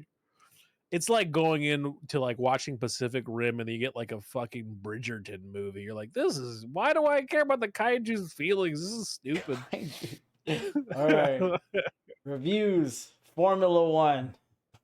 All right, here we go. 10-10. We got a hazer, we got a glazer, a hater, and a man right down the middle. That's not what we get, but Big monster movie. That's what I want. masterful it. IMAX experience. I absolutely Mm. loved this. So glad I got to see an early screening with a packed audience. Okay. Only annoying thing was the guy. Only annoying thing was this. Oh, was the guy to the left of me was a little distracting. Bro went through a slushy and a large water. I guess a fast-paced movie makes someone thirsty. The film is phenomenal, though. I'm shocked of the haters already. There's soul involved. Fuck, this guy needs some punctuation. Basically, car He was version. probably watching the guy during the Slurpee as he was writing this. It's basically car version of Top Gun, which is magnificent. It's so fast paced in the bulk of it. I don't know much about Formula One. I love Brad Pitt. The director is brilliant, and about cinematography. I also love that Kim Bowden from Killing Eve was in this. He's great, and Carrie Condon is one of the most lovely beings. She is. I'm starting to come around to that. She doesn't miss, dude. She's in Silo too. She knows how to pick them, man. She really does. I'll be right there for you. All right, you're 110. I forgot we were talking about F1. I know, Telly. I'm so sorry. That was me. That was me. I apologize. All right. Rush is a way better movie. Is way better than this. Were the director and producer sleeping when they were making this movie? Like, they visited so many races, yet they goofed on the details. Like, this is a joke here. It's like they got spit on the fans' faces saying, we will make it our way, and you'll just accept it. It should have been based on a true story, then try and fail at an ocean movie. I'm sorry, it should have been based on a true story, then try and fail at an ocean movie? Okay. Rush is a million times better than this trailer trash production. This movie should be shelved. Don't waste your money going to the hall for this? Okay.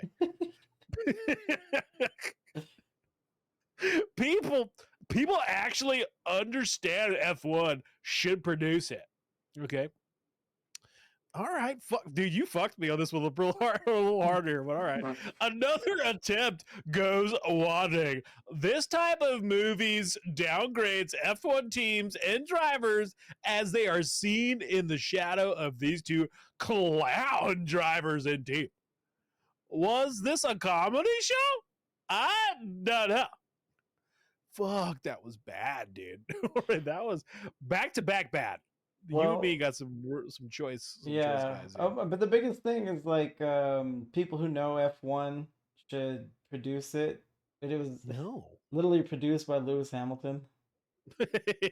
Listen, also, it should have been based on a true story, then try and fail at an ocean movie.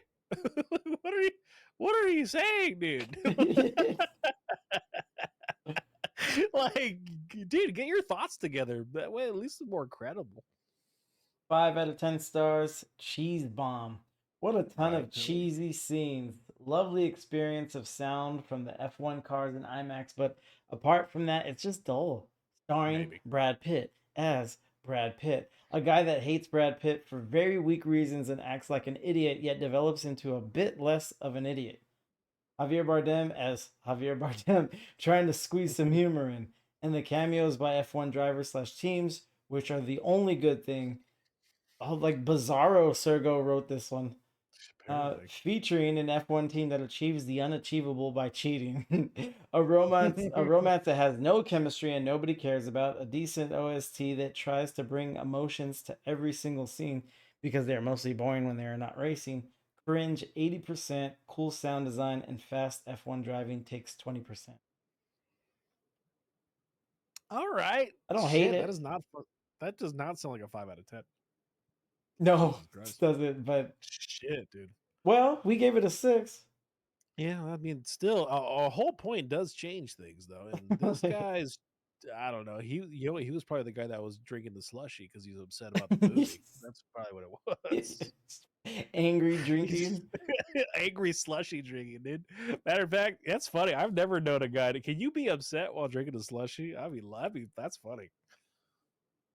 10 out of Okay. 10. Fast cars, big twist, epic sounds. If you're a Epic hardcore F1 fan, the movie might feel a bit underwhelming. But if you're someone with a casual interest in cars and racing, you'll probably enjoy it. And if you know nothing about the sport at all, you're in for the best experience with stunning cinematography, a twist-filled story, and one of the best soundtracks produced for a film. The movie delivers some solid twists with Brad Pitt stepping into the role of a leader and father figure for a struggling team. Watching it in IMAX is easily the best way to experience it. I don't know about D-Box. It's visually stunning and fully immersive. On the entertainment scale, it scores top marks. The characters are well balanced, from seasoned veterans with firm convictions to hungry rookies fueled by adrenaline and eager to prove themselves. Their motives differ, but all are compelling in their own right. Okay. You know, the whole thing, and I think we've talked about, is like, if you're an F1 fan, if you're this fan, it's a good enough movie to just go. And the best movies that are about a sport or some niche kind of interest or hobby, the best movies don't make that doesn't matter when you watch the best movies of those. You know, it's like I can see that. when you watch what is it, The Queen's Gambit, Netflix, chess. Yeah. It's like the good movies about that like turn you into a chess fan. Yeah. You know, big they make you like it. They bring you into the world and like give you a glimpse and let you understand why it's so popular with people who aren't you. Any given Sunday. That's not my go-to football movie, but No, I'd say it was a go-to football, but that's just that gives you the same kind of feeling. Like, fuck, I'm more interested in like the whole dynamics behind football and the ins and outs a little bit. Yeah, again, not my first example, but okay. What's your first example? Remember the Titans is up there. Nah, that's not the ins and outs about the like football. You don't watch that movie wanting to like learn football. You watch that's that not movie any like, given maybe Sunday either. Yeah, it's far more football intensive. Like all right, listen, remember the Titans? If you walk away with the only thing like, man, I should really get into football, you have really missed the message behind that No. like You're saying two different things. I understand I'm saying two things, but like that doesn't invoke a feeling of wanting to learn the sport. That invokes a feeling of I Maybe. should be less racist. Like Maybe, that's just mostly maybe be kinder. The best Whereas American Any football Given movie is Sunday, The there was a Longest lot of Yard. rush. Yeah, that's a fun. Any Given Sunday is so exaggerated, and it's a rock and roll version of. You're gonna tell me if Formula One wasn't exaggerated? It's meant to entertain. It's meant to draw you in and find out more about the sport. 100%. I think it did well. I didn't say it took liberties. It took liberties. Well, as does any sports movie. Right, but Any Given Sunday was too much, man. One of the fucking linemen brought in a live crocodile into the shower and threw it in with his teammates, dude. Like, come on, man. I mean, yeah, okay. Now you're moving the goalposts of degrees of it. Yeah, well, yes, okay. Listen, The alligator goalposts. Do you really want to do that with Remember the fucking Titans? Do you really want to go You there? sound so insane trying to. Dude, hold on. The community turned around. The racism dissolved. 60 plus years of racism dissolved in under 3 weeks. Like look at the football timeline. Right, but it showed you how. It showed you. No, it showed you. Listen, it showed you the team sport that meant enough to people to where they do put those things aside. They do start seeing things differently. Listen, deep-seated racism does not override football, dude. Not in that short amount of time frame. They were athletes first, racist second.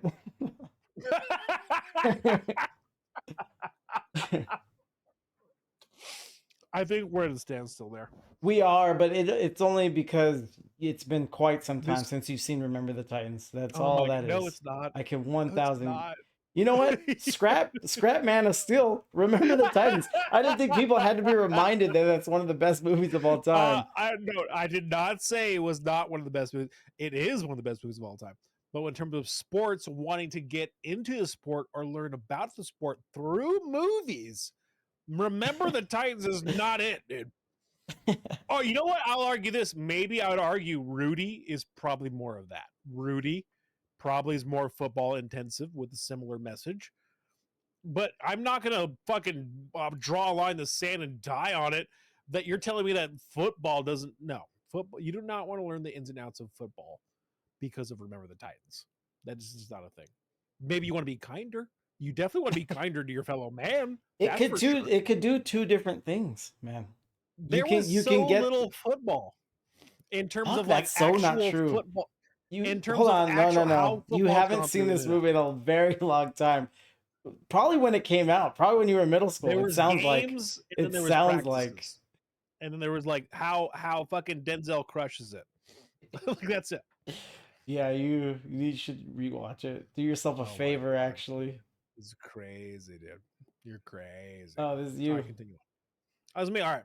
One of the worst movies ever. Jesus Christ. Man, These what are people they about guys- to say? You guys got to go live your life, dude. That's crazy if this is one of the worst movies ever to you. That's bananas, dude.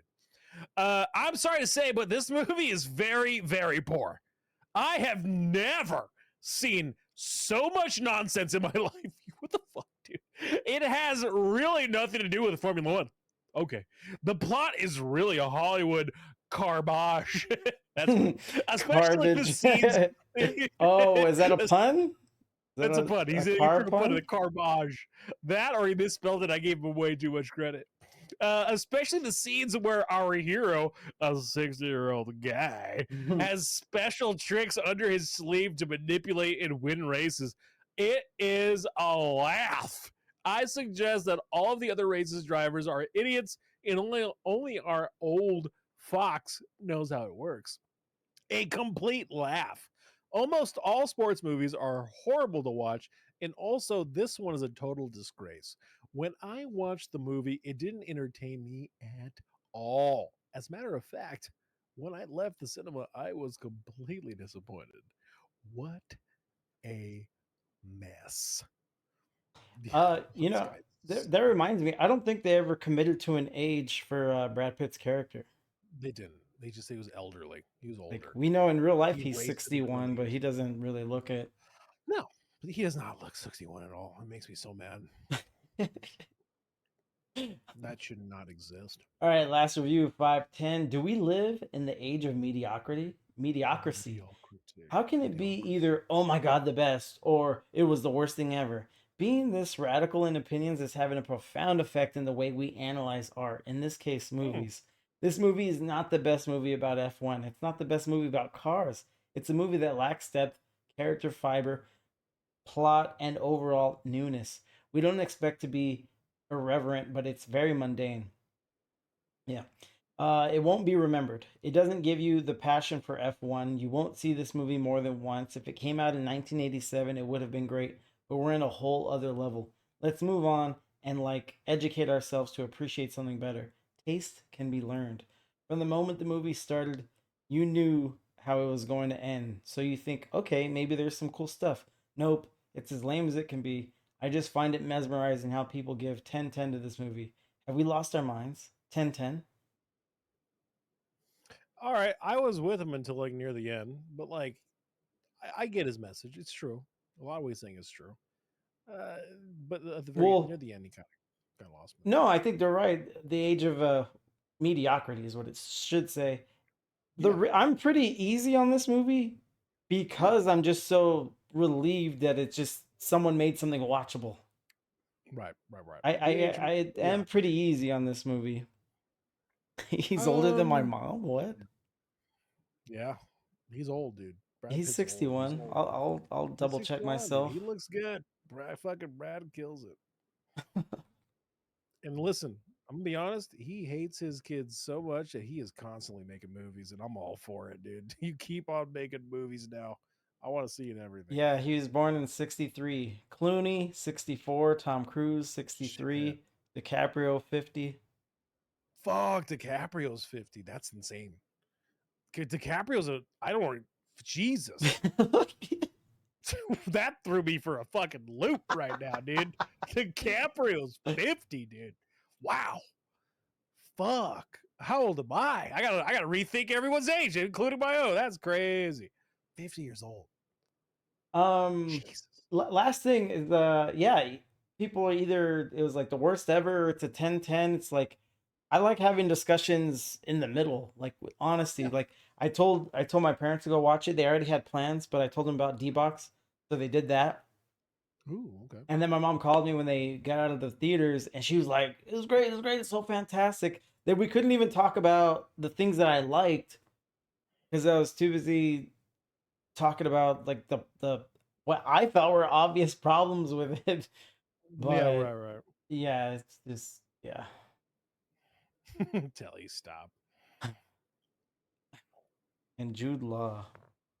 Jude All Law's right, it's he's just fine. IMDb facts now. All right. Did you know? Oh, I put a quote in the IMDb page for F1. It's the top quote. Okay. Top quote. Yeah, Okay. 50 All right. I'm votes. excited for that. Oh, Okay. I mean, I could show it. I thought Show that's funny.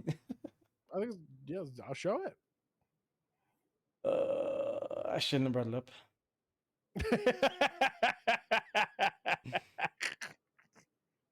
You can't even admit to yourself when you're wrong to yourself, dude. That's crazy, dude. It's crazy, dude.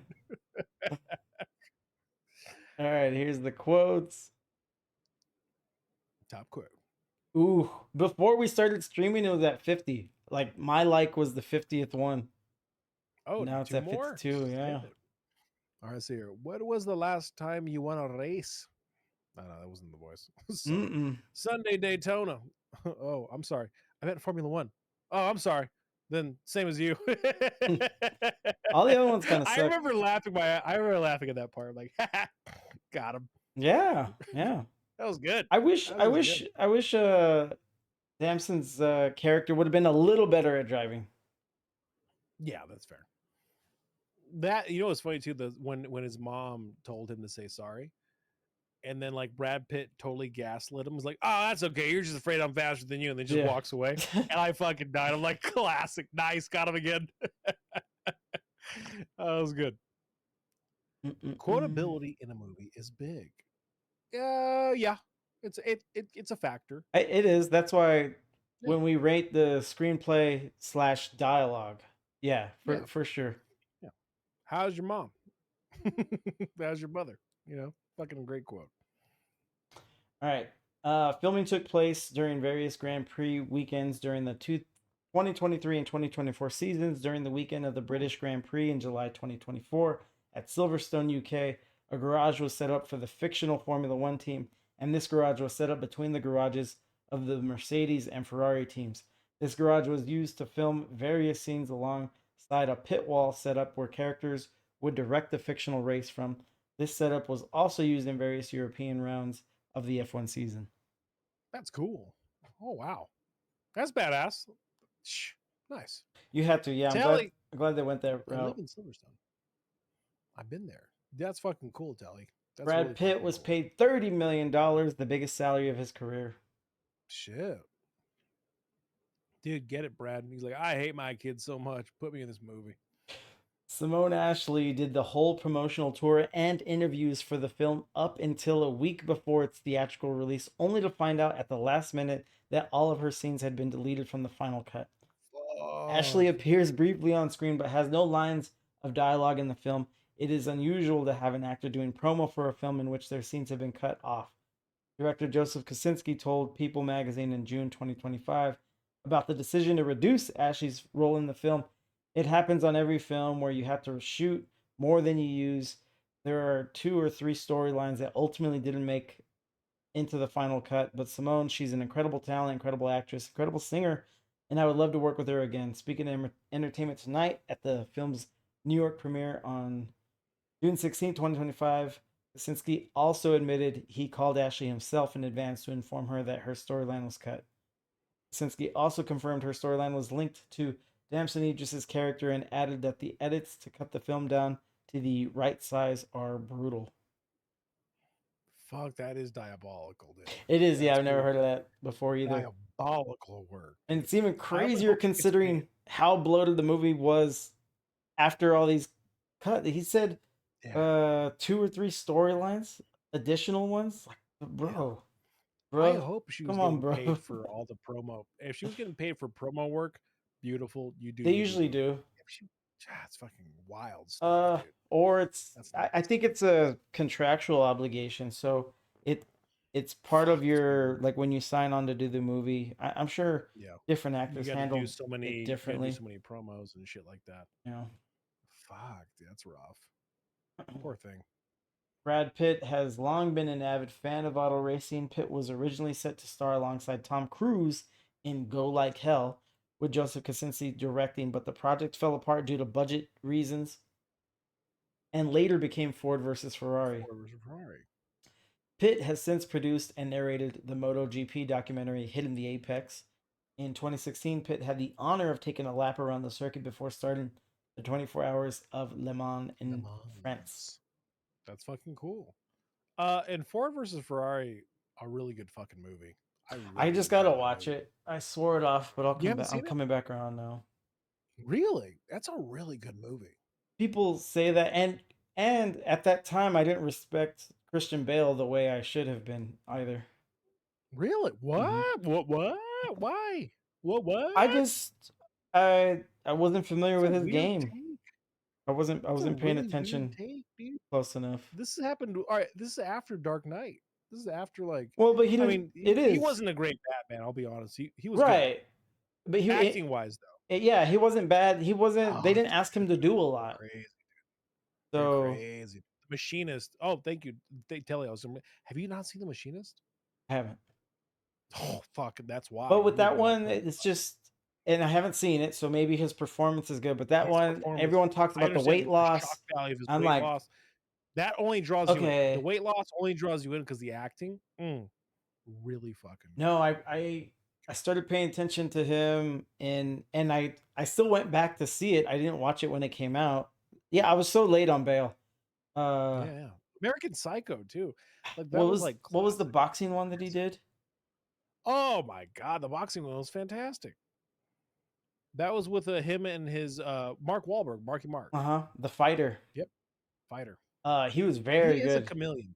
He is a chameleon. Yeah, he's very good in that. And then that's when I was like, oh shit, Bale's that guy. He's transformative for sure. He's And like, then I went to see American Psycho. I was like, oh shit, he's the best. So all that being you said, were late. You were very late. Okay, yeah, you were very late. Dude, Very late. fucking Bale crushes it, dude.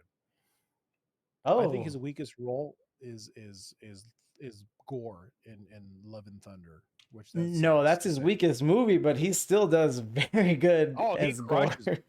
Oh, he fucking crushes it as Gore, no doubt. That's his weakest movie, though, for obvious reasons. But He had nothing someone, to do with it.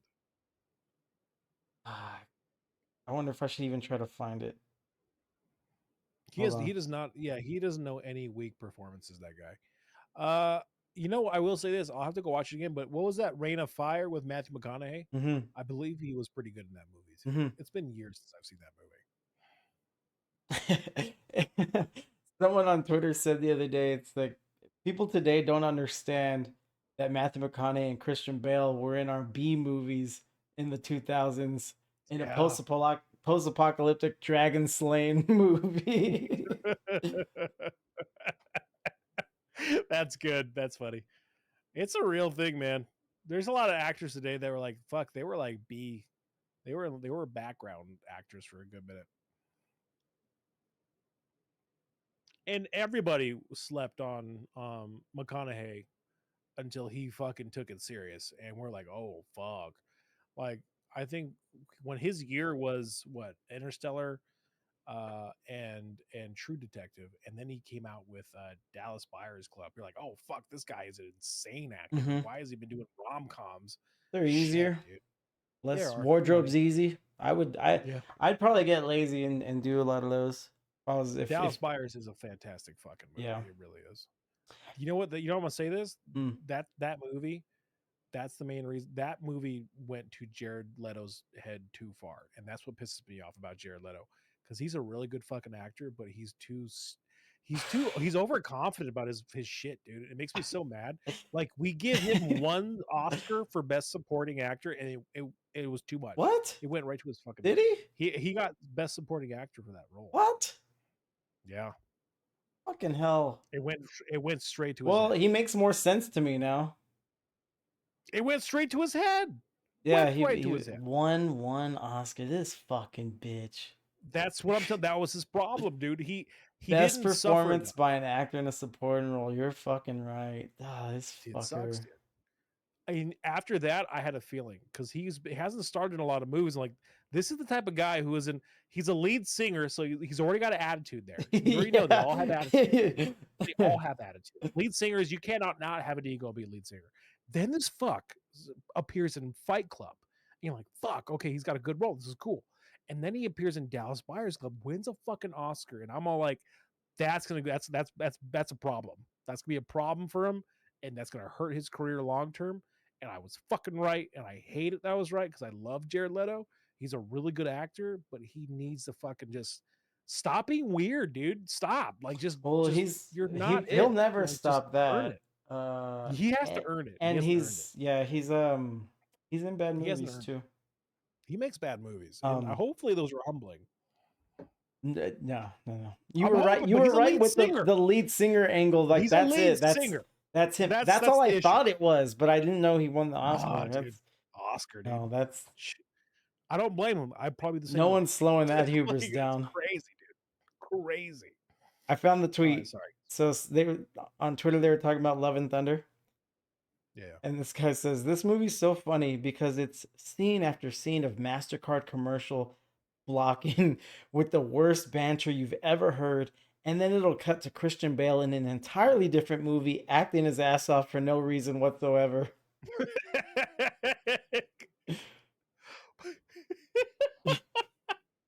It's so true. That's what it was. Because everyone remembers the scene where he's talking to the god and the guard. He's like, "But we worship you, my lord. We worship you." And you're like, "Fuck, dude! Like, this guy, what the fuck? This is crazy acting, dude." My lord, they're all dead, and he's just sitting there grabbing his bald fucking dried out head. He's like, and I'm like, oh my god, this guy lost everything. This is devastating. And then it cuts to like a fucking ram yelling as they fucking. It's just the writing is so a mess. so rough. It was rough. According to an interview with producer Jerry Bruckheimer, it took a year to convince both the FIA and the 10 teams to be able to film the actual F1 teams and drivers on the actual tracks during actual race weekends.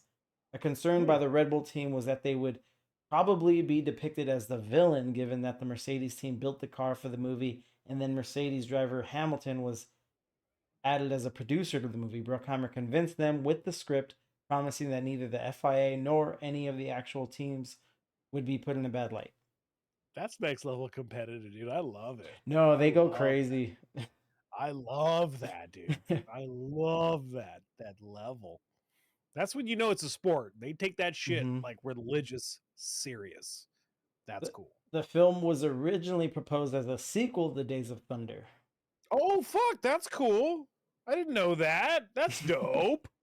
What the fuck? Oh, so Jerry Bruckheimer is 81 years old.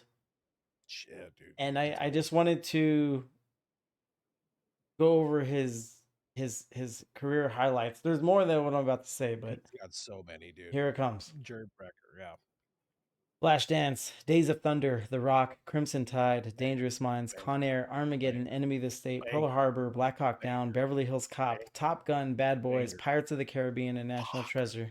Fuck. Banger. And there's a lot more, but it's just I'm you could sure just list he's those. missed here and there. Oh He's yeah, missed yeah. a couple, Especially but lately. fuck, dude. Well, he's old. He's got to be out of Right. touch at this point. You have to be. You have to be out of touch. Yeah. But dude, You fucking, have to what be was out of it? touch. You have to be. I refuse to have a man who's over 80 to be in touch with everything. That's insane. Right, which That's you know, crazy. obviously he was a part of F1. If it had been old Jerry, this would have Fuck, been dude. A banger, dude.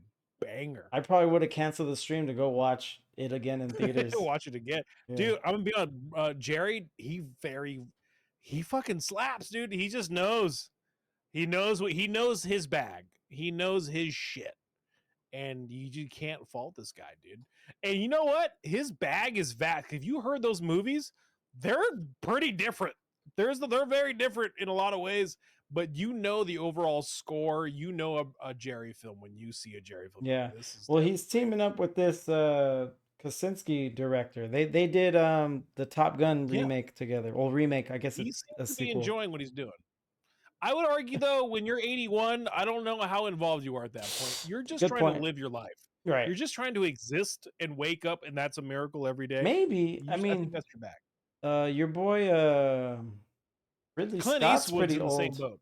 He is. No, Clint is up there though. But when people say, this is what pisses me off.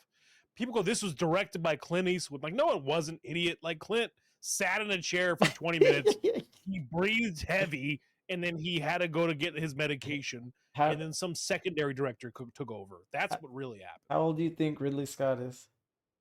Fuck, dude. I even throw in Ridley. Fuck. 75? 87. How old is He's fucking 87, dude?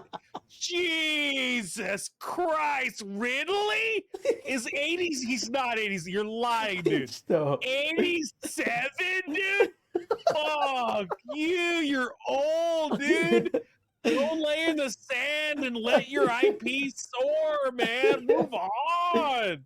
87 years old. Fuck. That's too much, dude. That's too many years, dude. Jesus. Go take up a hobby, Ridley. Dude, Ridley's fucking bag is getting old and complaining that Aliens wasn't like his doing. Like, that's his main thing, dude. Like, that's like all he does now. That's so old, dude. That's so old. Stop making movies, dude. Stop it. Well, I mean, feel like there's got to be a degree of gatekeeping from younger directors at this point. That's too old. It's too old to be in the game. okay. It's like hip hop. You got to be young. You got to keep it young. You got to move out. You got to get out, dude. Jesus. So since 2021, he did The Last Duel, House of Gucci, Napoleon, and Gladiator 2. Ridley, you're done, dude. You're fucking done. You're old. Remember, it gets to a fucking point. There's no way you can be in touch. There's no fucking way. 2015, The Martian. 2017, Alien Covenant. That's it. That's the break, dude. I think Napoleon he's still going, sucked ass. man. I have no Dude, interest in those Napoleon was movies, but they're bad. still going. As no one else did. I mean, right now, look at his box office. No one else did either. Like, he's now ruining his. All right. Listen, you're Brett Favre, and you keep going back. I don't think it's that bad. Season. It's bad, dude. No, I It think is that's that like a Gladiator Tarantino 2, or a Kevin. Gladiator fucking 2. Listen to me now. Hear me now. Gladiator fucking 2. Gladiator fucking 2. Gladiator fucking 2, dude. Did you that was see it and not like it? I did. And it was dog water because you messed with Perfect. You try to go back and recreate Jurassic Park. You can't do it, dude. See, I just ignored it. I didn't watch it. That's how bad it was. You had to ignore it. That says a No, lot, well, because dude. look, I agree with Teletubby and I agree with you. It should have never been made. But you guys went to support it, and that's why they'll keep making those I have movies. to see it because I want. No, because I no, want you don't. to see it in reverence to Ridley. Because here's my thing: he's not above allowing his creations to be used in better hands. Like, look at Aliens Romulus, directed by somebody else, touched by Produced somebody by else. him. And it was produced, but it wasn't directed. Yeah. And the movie was fucking really good. But he had to let go. He had to let go and just allow his baby to be made by someone else. It's fucking so bad, dude. Okay, They Teletubby filled the didn't watch Coliseum with it. water, and I said, that movie's shit. Never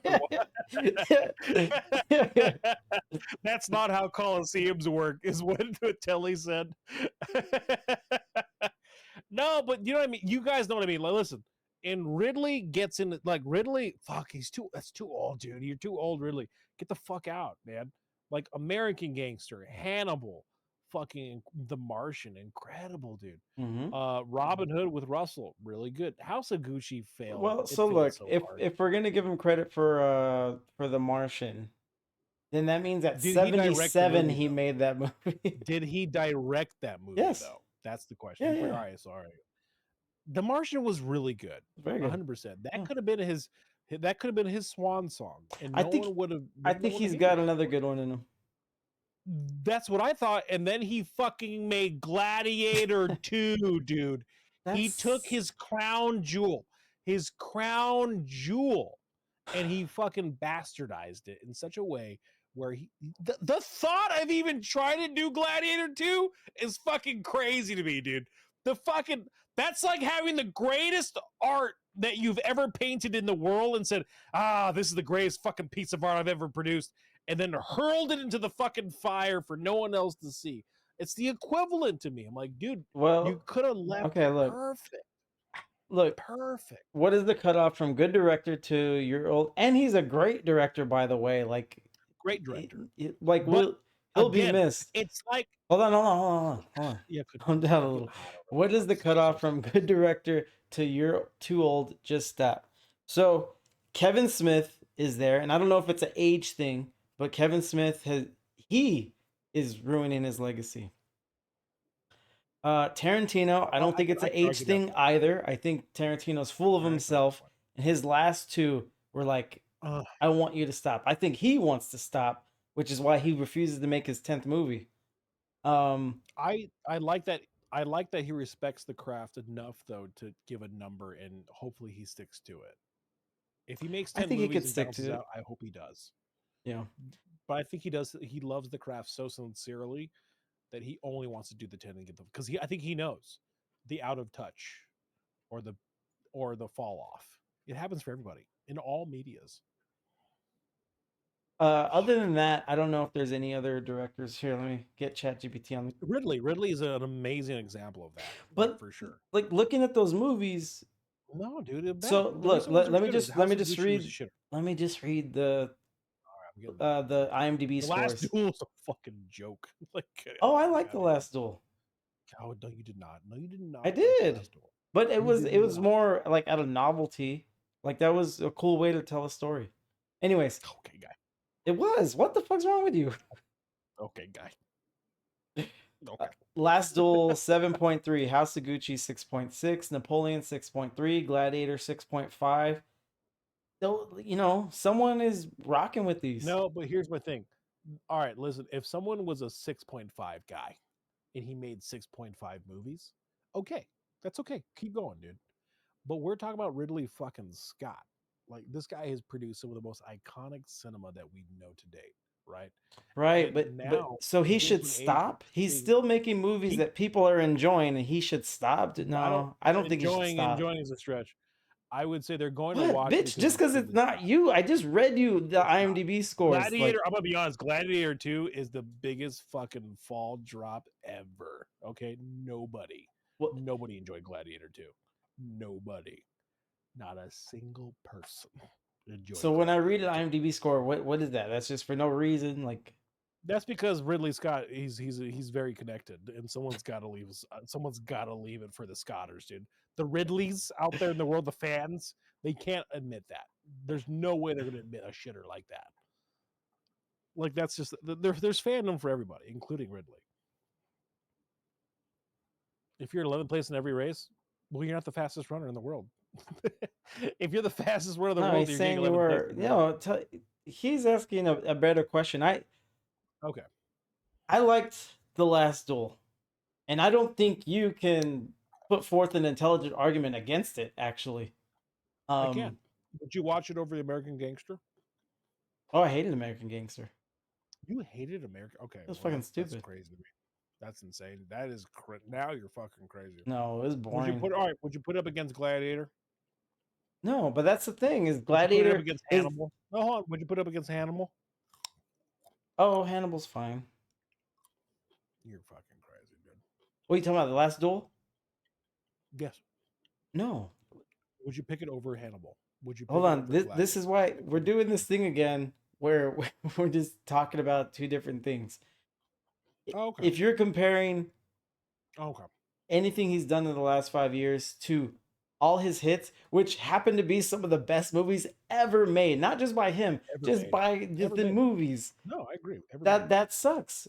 For me, right now, he's 100%. making mid things that I don't care to watch. Like I skipped Napoleon, I skipped Gladiator 2, but he's having a good time. They're coherent. They're not bombing. You know, they're not scoring that low. That's what's shitty about it. They're just a far cry They're not scaring from that- what he did. What he did, A far cry. you know, Correct, a far 30 cry. years ago. Okay, they should have retired. It's like all right. Comparing a football player. I don't think comparing- so. I think he's not Kevin putting up Smith the same should. You keep avoiding that conversation for some reason. That one is a slam Kevin dunk. Like Kevin makes shit now after he inspired me with film. I'm gonna be honest. Kevin should have retired, but he's in his weird pocket. He's always been that way. We've never expected. Well, here's the thing. I've never expected anything out of Kevin Smith. When he gives us something, cool. I'm all for it. I'm entertained. He's a dude. Oh, Let's watch it. I don't have a high standard for Kevin Smith. He's produced some cool shit. He's made some really lovely things, and he's been a part of the industry in a really cool way. I don't have the same standard for Ridley Scott as I do for Kevin Smith. I just don't. Like for me, Ridley. Like that's ironic to your though. That's point, has ironic. produced You hold Ridley Shooting Scott star? in a Yeah. higher regard, super high regard. and you want to make him stop doing what he loves. Whereas like He's Kevin, you ruining had his- lower. He's ruining his legacy. No, he's he's ruining not. his legacy. No, he's not. He is. You didn't even know he was attached to those movies, and you didn't know how old he was. I knew he was attached to fucking Gladiator. Well, too. yes. I think the world knew he was attached to fucking Yes. Gladiator too, and the world said stop. Like that's I don't think crazy. the world said that. All right. Gladiator is one of the greatest movies of all Right. time. Right. Of all Which time. that's why I didn't watch You're 2. giving me a Jared Leto degree of arrogance if you think there should be a 2 attached to that fucking project. That is No, crazy. it's a money thing. No, dude, that's crazy. Again, if it's a money thing, then that's why I'm even more upset with you, and that's why you should stop. Because if it No, I wasn't don't about the think craft he of the art- needed money. I think he wants didn't to need make. money. I think he wants to make movies. I think he wants to make epic movies because he tried with Napoleon too, and that's what he always did. Gladiator, Kingdom of Heaven, I'm pretty sure was him as well. So I Yeah, think he Kingdom of wants to Heaven. catch one more epic, and but again, so like a so sport- since you sport need film, money from studios to produce something, Gladiator 2 was just a slam dunk for him. I don't. No, He doesn't dude. need He's money, Ridley Scott, dude. He doesn't need to ask dude. either. No, He is a name. He's a name, he dude.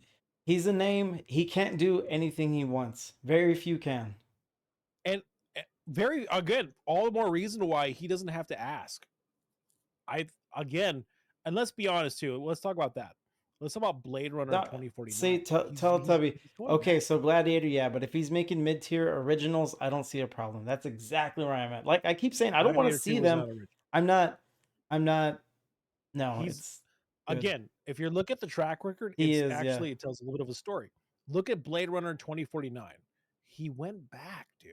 Yeah. And he fucked that movie, and it wasn't a good movie. It was okay at best. It was okay. Blade Runner 2049. Right. It was okay at best. Okay. Like that just tells me, all right, originals, there would be an argument for original. Like he went for Napoleon, sure. Gladiator 2, fucking dumb. The dumbest thing you could ever do in your career. So stupid. It's upsetting to that point. But again, you get to a point where you have to tap out, dude. You got to just like move on. Like leave it. The passion and the love for Well, there- doing what you've been doing for the past 30, 40 years, I get that. but there has to be some degree where, like, I don't you think gotta you get just that, by the stop. way. You have to just stop. There's no stopping. Listen, Well, look, I don't believe Ridley's gonna stop. I don't believe any director stops. Anyone who truly loves film and grew up and been doing this forever, there's no way they're gonna stop. That's crazy. But they so just no one has that conversation. all right, so this conversation's on record now. Let's just Okay. keep an eye on him. What are you gonna say if he drops one more banger, original or otherwise? I Just can't forgive him for Gladiator 2, dude. I can't. that's a different That was conversation. the How the hell do you always have a different because conversation than me? listen, because if he's trying to capture that moment of that one good movie, right? That one last hurrah, that swan song, or he's trying to produce great films that are original. Why the fuck why was Gladiator 2 on your docket if you were trying to create original pieces of work that were great? That makes no Well, sense. I think you should find out. I think you'd be surprised about what led up to the making of that. You know what? I will. Like, I'll look it up. Listen, Gladiator 2 was made. That movie was made. And that sucks ass. That sucks real No, ass. because for the I people that wanted it to didn't be great. go, I don't know, that movie just doesn't exist to me. Does nothing. The Wow. only people that ruined it for themselves are the people that went to go see it. It's just like Matrix 4. I think that's a really weird take. No. Because When I watch movies. Gladiator 1, Gladiator 2 will be the last thing on my mind. Nothing. It As it doesn't should. affect me The whatsoever. fact that it exists. I see the problem That's with the rough part. I see the problem. It can't affect me day to day. Well, you can. All right, listen. I think that's a defining difference between you and me in our outlook. You are ignoring the shit, and I'm looking directly at it. And your argument is you ignore it. That's fine because it's not going to affect you. That's perfectly okay. And you're right to that point for sure. I can't ignore the body of work because it's like it tells a little bit of a story of what he's trying to do. Like he hits, he misses, he hits. Like it's the classic story of like just bow out, dude. Like, but you're not gonna bow out, dude. But you should bow out. But that's okay. Like whatever. It's just Gladiator, notably, movies that are like beautiful and perfect and incredible and just that's it, top tier. You know, You don't have to follow that. this argument doesn't need to extend anymore. Sergo, we're arguing about Ridley Scott, 87-year-old Ridley Scott. 87-year-old. Nurgle wants to put him in a home. I do. Here, I don't want to put him in a home. I don't want to put him in a home. I want to take him out in the back and shoot him in the fucking head like Voldemort after Gladiator 2, dude. Fuck that. I forget my point. Oh no. I had another thought. Yeah, another thought. Oh, here it is. Did he earn extra grace because of the classics he's made? Because of the now that's an interesting discussion. Is he allowed to have some grace? I think he's earned that. He's more than earned it for sure, but that's where I'm at. But fuck, dude, he used it all up and then some over Gladiator 2, dude. Jesus Christ. God. I think I was giving it. No, here's the thing. I was giving him grace with Blade Runner. I'm like, okay, there didn't need to be a sequel, but okay, Harrison Ford's coming back. All right, cool. And we got Gosling. That's a safe bet because he sells tickets. All right, sure. And the movie was okay at best. I'm like, all right, that's fine. Really get some couple shitters, right? Then The Last Duel, which I didn't like. I just didn't like it. And then you had Alien Covenant. All right, cool. We're getting some new stories. He's using the same safe IP. I did like that one. But he's doing good. Let's continue on. And then The Martian hit. I'm like, all right, The Martian was 2015, but that's when I was like, all right, fucking let's go, dude. Really still got it.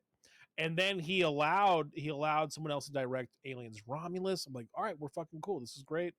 Napoleon, I was like, all right, that's a fall off. That's okay. He tried something new, whatever, right? But then Gladiator 2, I don't know why I'm personally attached to that film more than anything else. Like, yeah, too much. Because no, not at all, dude. Gladiator is one of the greatest movies of all fucking Agreed. time. It's almost a sin to follow that up or any fucking film. Like, why? Why do it? You know what it was? All right, here's the thing. Here's the thing. I'm so pissed off at directors who do this all the time, where they continue something and they don't leave it well enough alone. Like Back to the Future 3. That shit was sucked, dude. I'm like, fuck, that sucks. You could have ended at Back to the Future 2, and you tarnished your legacy just a scotch with a third one that was okay at best. But fuck me, that's rough, dude. The That backstory sucks. on that one, which I do know, is funny, and I agree. I never bothered with Back to the Future 3, even though 2 ends on a cliffhanger. I'm just kind of Yeah, I done don't need with that. the story. I was Yeah. done. So the story with that is when they were writing the script for the sequel, they wrote it too long, and they had too many acts. But the first one was so successful that the screenwriters and producers involved with the project made a trade-off with the studio, saying, let's do 2, and we already have this script to finish it out, and then boom, boom, and we can advertise it, obvious hanger, and go into 3. And those are those things that happen, like studios, like So I will say this, almost in no that- one in Hollywood is as powerful as you think they are, and like the studios run shit, and it's almost always a trade-off when you want to do something with them. All right, then in that light, with that respect of that opinion and that little thing, I will say this then. If I go and start doing homework on Gladiator 2 and how it was made, and if it turns out that the studios were gonna fucking make this movie regardless of his input, and Ridley's like, well, fuck it, I'd rather be at the helm than anyone else. Okay. That would make All sense to right, me. now that would make way more sense. So I'll tell you what, Ridley, you're fucking 87 years old and you need to be shot in the head by now. But I'll tell you what, if this was something was a damned if you do, damned if you don't situation, I'll retract everything I just said. But you know what? Okay. He has We'll look at 5 more upcoming projects where Oh my he's God, listed as Studio director. One is a 87, TV miniseries. Is one of his projects like surviving the day to day? Like he needs to, like, you're 87, dude. Like, what are you doing?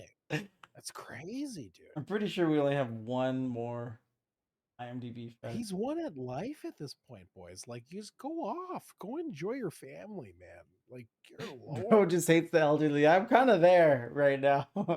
Listen, name me one. Do you want to be old? Do you want to be old? The No. answer is obviously no.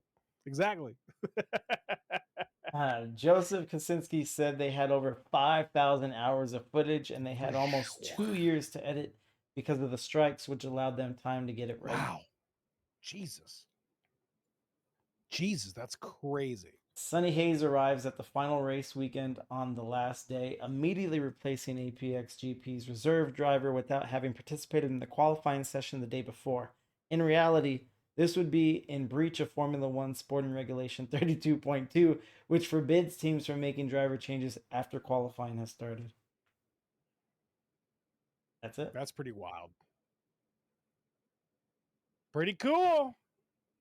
Pretty cool. Yeah, we're talking about that All before right. I forgot again. Here we are. All right, guys. Sorry about that. We went off on a whole tangent here, didn't we? There.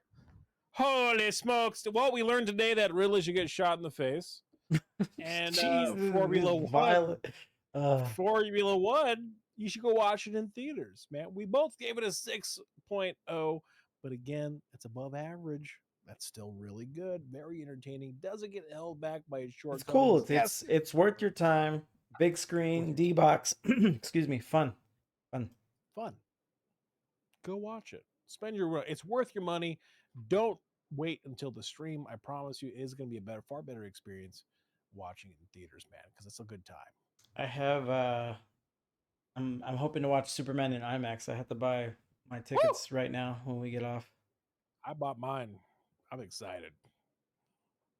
I'm excited to hopefully not get disappointed. I just don't want to be disappointed, dude. I'm going into it. Hey, this is James Gunn. But here's the thing. That's dangerous. That's dangerous thought. Because James Gunn, the man, he hits. And he hits hard. Mm-hmm. So that being said, I can't go in there with a James Gunn. I can't. No, you I just have to go into somehow. it, as you guys should do. You know, I gave up watching trailers and everything, and I'm really good about tempering expectations. Every movie gets a clean slate with me. Good. I don't know what I did, but I'm glad I did it.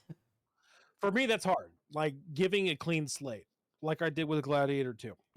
It's just difficult, man. It's just, but you got to. You literally did not give Gladiator 2 a clean slate. I did, dude. Denzel Washington, you can't mess with Denzel. You can't. Did And they? it's listen, Ridley Scott coming back. I was like, all right, this is Listen to fucking dope. yourself. You gave it bonus points for Denzel Washington. That movie did not have a clean slate with you. It didn't have a clean slate. Not at Yeah, all. no. Not in the slightest. Listen, I'll be honest, and you'd be lying if you thought you could do that. No one can go in there with a clean slate. Not with the love of. Yeah, that might have been one of the reasons that I just stayed easy. clear. I was like, I don't need that. It doesn't need me. I'll see you guys on the other side. There you go. But that being said, man, check it out in theaters. I'm excited for Superman. We're gonna be talking about that. So next Popcorn Talk, we're gonna Man be of talking Steel. about Man of Steel, dude. Is it the movie the Zack Snyder Glazers still reign it as? Or is it does it bloated? Does it fall short? And is it a misrepresentation, man? So I'm in the camp that it's one of the best DC films. Not a high bar though. It's I didn't say it was, but again, I really enjoy the fighting, the engaging, the storyline. Yeah. I really liked it a lot. But or is it the failed attempt that a lot of people, that some people. Well, think you it's said it. It's just Zack Snyder. So like moments of brilliance, just embedded in a movie too long and too bloated for its own good. That's his old trademark. He puts the old stamp I would on. argue that this is probably like out of all of his body of work, maybe his third best movie. Third best. I would say Well, after 300's up there, Watchmen I would say and Watchmen and 300. 300 was Let a me was a look. fucking Let me look real phenomenon, quick. dude. The stream has 300 been was changed so long, everything. but I'm gonna go. As I close it on 11 hours. Oh, dude, when I see your notification go live and then I lurk, I'm like, he's so crazy. And your face doesn't change. Like from when I see you boot up Marvel Rivals, Yeah. and I go and I'm doing my own thing, and then I come back when I'm getting ready to stream together with you. Yeah. Just unchanged. There's like no droop in your face. It's like I got fucking Botox in the face, dude. There's just Dude, no so truth. weird. What's going on? That man's been in the chair for like 11 hours. That's crazy, dude. But I will say this. Yeah, I think 300 cultural impact. Great fucking film. If you think about it, it's just a great fucking movie. Oh, what about the then first? Watchmen. Hold on. The Watchmen. That's a good advice. Thank you, Kitty. Question: what got auto modded? Oh, it was probably just Kitty. Oh, Telly. I'm so sorry, Telly. Telly got auto So modded back. he did 2004 Dawn of the Dead, 300. No, that was a shitter. Watchmen. Great. About Clint Eastwood. Now, gotcha. I wonder if I'm going over the obvious ones like Justice League, Batman vs Superman, Army of the Dead. No. I watched both Rebel Moon. See, and those were a 5.3 and a 5.6. Ridley isn't there yet. Listen, I don't want, and for those of you watching who think, I don't want Ridley to be on a downwards tick, but I'm seeing it. Listen, my nose sees it, my nose smells it, and I see it. I'm like, oh yeah, Man of Steel is his third best, but again, it's also not saying a lot. It's not saying a lot. It's not saying a lot. But in terms of DC films, I think I don't count Christopher Nolan's Batman as DC films, as no one should, because those are in a tier of their own. Yeah. I think it is the best DC film. Then there's Wonder Woman. The first Wonder Woman's a fucking fantastic film. Of which he did not direct. And then the Suicide Squad. I'm just talking about DC. Oh, yeah. Zack Snyder doesn't have a movie that's 8 or over on IMDb. 300 is crazy though. 300 should be 8 over. No, it's at a 7.6, which I think is fair. It should be like at least an 8. 300 is fucking great. It's good, but the things that we don't have issues with, a lot of people justifiably do. Really? Yeah. Justifiably, huh? Yeah, because it is hokey and cheesy in a lot of areas, but you and I were also in high school when that movie came out. I'll And watch we were that like, fucking oh movie tonight, fucking dude. hell It's still yeah. great. No, I Still just saw the other day. I feel the same, but I don't know how much of it. I don't know how much of Oh it. no, I saw it the other day. It was incredible. No, it wasn't incredible. I saw a few things, but it just does a lot of things very well. Very well. I mean, maybe I'll give it another watch. Maybe take the nostalgia glasses off. No, We'll see. bitch, you have to But no, watch you're not Remember wrong. the fucking Titans. Man, you had a lot of bad takes this fucking stream, man. I did not have bad takes on Remember the Titans, dude. Fuck. I think for some, all right, again, two different arguments. I am not saying Remember the Titans is not a great fuck. It is a Right. incredible I understand. that movie does not make me want to get into the inner workings and inspire me to watch football and get into football politics and football in general. It just doesn't. No, I can wrap my head around that too. Except you said the movie that does do that is No, again, yes, I said well because I feel like there's more football politics involved in Any Giving Sunday. Like there's the signing Dude, of the the movie's agents and them ridiculous. going back and forth. I'm not saying it's not really. That's all I remember of it, but I'm sure there are other movies that do what I'm thinking of in a better way. If But it's that was any the first help, one I that think came you to mind. both have bad takes. Yeah, Yeah. that's part of opinions, Yeah. but you were on a tear this stream, I think. Yeah, Godzilla -1. Shit. Remember the Titans ass. Dude, Ridley Scott, eat a dick, dude. Die, Die, dude. Die, Ridley. I mean, yeah, I was on a tear, but like, I don't know. I think it makes sense to some degree. I'm sure there are other sports. I'm sure there is a badass football-based sports movie that definitely takes the cake. Well, I just was wouldn't trying know to what to think, put and it. that's why I was like, "Oh, what's he gonna say?" And then you just like, It was no. that was the first thing that came to mind. All right, let's try to at least before the stream. One more thing. Let's put one sleeping giant to bed. Right, best football movies, and let's do it real quick. Obviously, Remember the Titans. Friday Night Lights. Okay, that's pretty good. Ooh, that might do it actually. That's actually really a great fucking movie. Longest Yard, no. They have Remember the Titans on there. Draft Day is actually that's a whole other aspect of the football. It is. Like, but it's good. Yeah. I would say Friday Night Lights is really up there. That's actually pretty good. Blindside is more emotional and more of a condensed, heartfelt story. Yeah. Rudy's the same thing. Maybe like, I want the Gridiron replacements just- Gang. Gridiron Gang, really good. Invincible, no. That's No, more most of these heartfelt. movies are good, but you're talking specifically about a movie that would inspire someone to gain interest in go football. in football. And I think Remember the Titans is so good that it does It's that. just good. It has but more it has football than you football remember. overtones. But I would concede if Friday Night Lights, someone I says think that Friday does Night it more. Lights. That's Yeah, a it's fine. really good fuck. That is It about is. football, like through and through. Football town, football culture, football everything. And it does focus a lot. And for me, I think the other side of that is Jerry Maguire. There you go, kidding. Jerry Maguire is on the other side of that. I would pick Jerry Maguire over Draft Day in that respect. On the other side of that, On the business side of things. on the business side of things, yeah, I will say that. So putting one sleeping giant to Friday just Night let Lights, him I'm rest satisfied right with there. that. Friday Night Lights. I will concede for sure. Friday. I forgot about Friday Night Lights, and when I read that, I'm like, psh, easy. Friday Night Lights. That's not even fucking great. Great movie. Okay. Teletubbies had See? some good takes this stream. But as some realism mixed with a good movie, what's his take, right? Nurgle's of Pain is formed by duct tape and hate. Yes. Rudy. Dr. Freeze. Rudy is great.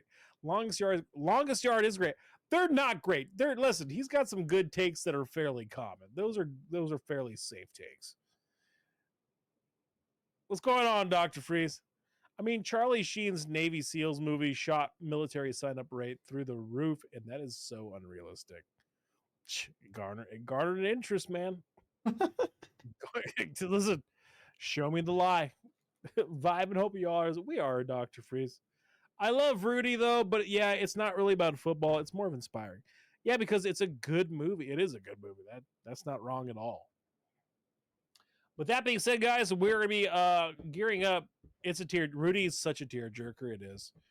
You know what? Would you pick Rudy over Remember the Titans? I would pick Remember the Titans over Rudy any day of the week. Nothing wrong with Rudy, but Remember the Titans is just a fucking amazing film. Just easy. Top 20? Do a Easy top rewatch 20 for you. No, it's definitely a rewatch, but top 20, you think it's a top 20 film? Oh, maybe. That's hard. I don't know about 10, but top Could be 20 because for the sure. last time I made a top 10, I don't think there were any sports movies in there. Fuck, get a little sports movie, a little spread right there. Well, that being said, good buddy, if you have anything else to add, we're gonna be watching Man of Steel, Zack Snyder's Man of Steel, and then talking about it, revisiting it right before James Gunn's Superman, which we'll be watching or talking about the following week. Because I was right. The Jurassic Park movie was so ass. He doesn't even want to talk about it. That's pretty. I've never been. All right, listen. Have you ever been so right that your friend decides to not talk about a movie that was on the docket? That's crazy. we could have. We would have saw my first 0 score for a director. Oh, you know what's funny? I used Godzilla as an example. Same director. Yeah. Of what? Oh, the new Jurassic Park. That was your red flag, right? No, yeah, he's really big on over promising and way under delivering. He has another one too. Oh my God, dude! Like your ex, over promising, telling you it's gonna. This time will be different. Turns out it's not. At this point, it's less about Nurgle being right and Fury being wrong. That's what it's. Listen, I don't give a fuck if I'm right or wrong. That's the beauty of it. I don't gain anything from being right or wrong. You know who gains everything from being wrong? We're looking right at him, boys. That's called some growth. If he actually admits that he was wrong and I was right, that's some serious growth right there. I want to know Fury's reaction when leaving the theater after Jurassic Park. I rush out. I don't want to bask in it. I almost left in the middle of it. I hated it. I was shaking my head in the middle of the movie. He was like, fuck, he's right. Nurgle's right. That sucks, dude.